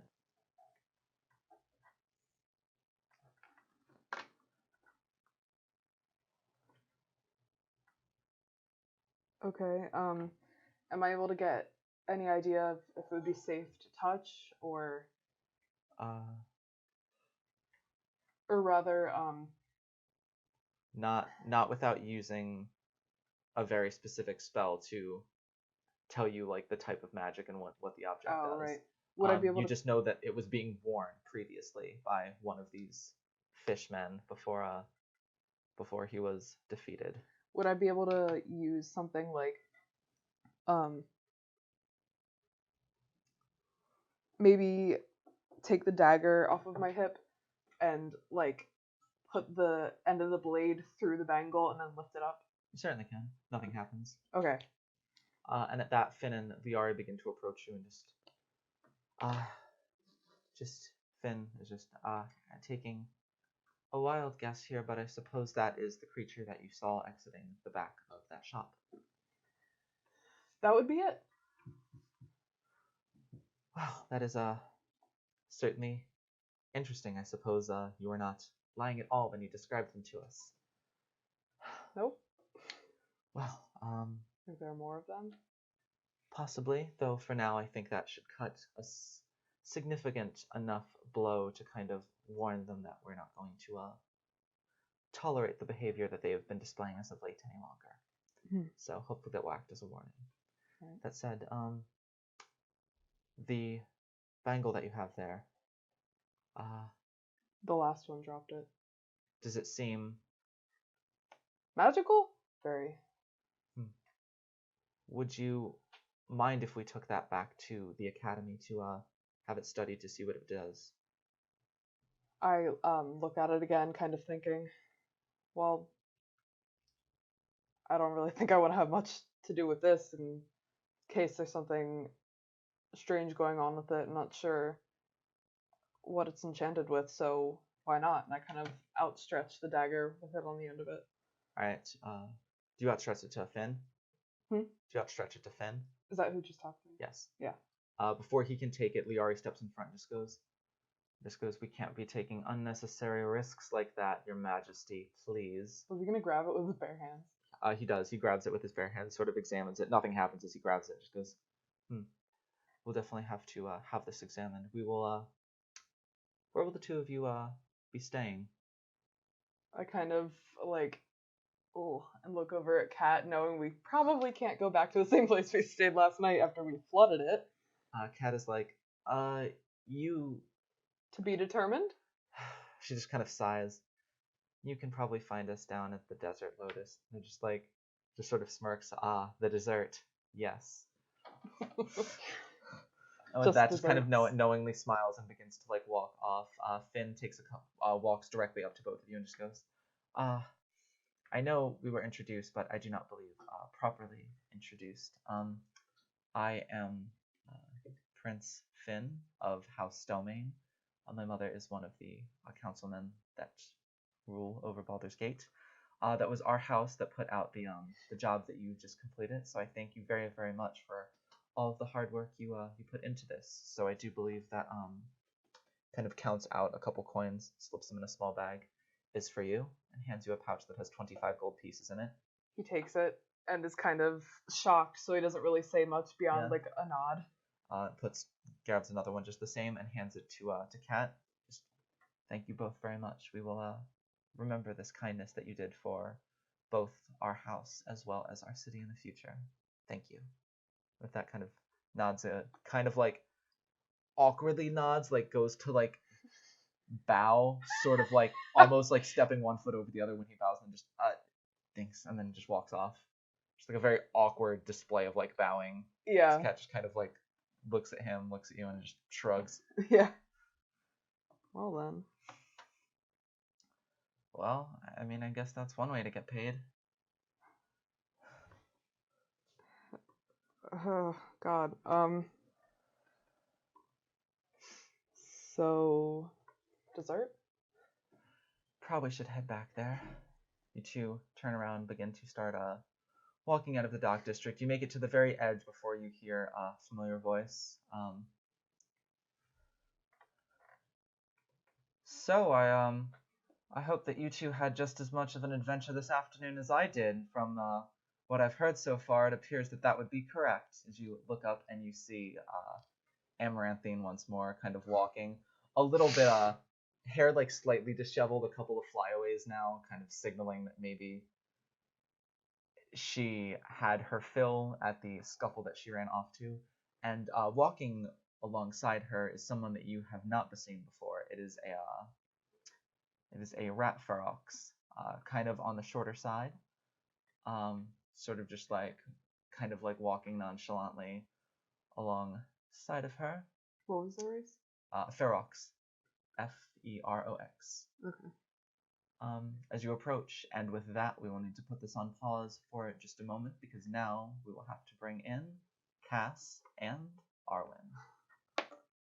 All right, that is all she wrote for tonight, so to speak. I really hope you enjoyed meeting Ash and Kai for the first time in this campaign. I know we had a great time making this. I hope you had as much fun watching it. Let's see. We will be filming one more session 0. That will be our dear friend Audie with her character Fendian. And after that, you can be on the lookout for the finale of this second arc of session 0s containing the last 3 that you have seen. And yeah, it'll be exciting when we get all that together. So until next time, I am Liz. This is Penelope. That has been Ash. And this is still the same glass of ginger ale from earlier, and we are the unlucky few. Goodbye. Bye. We're done.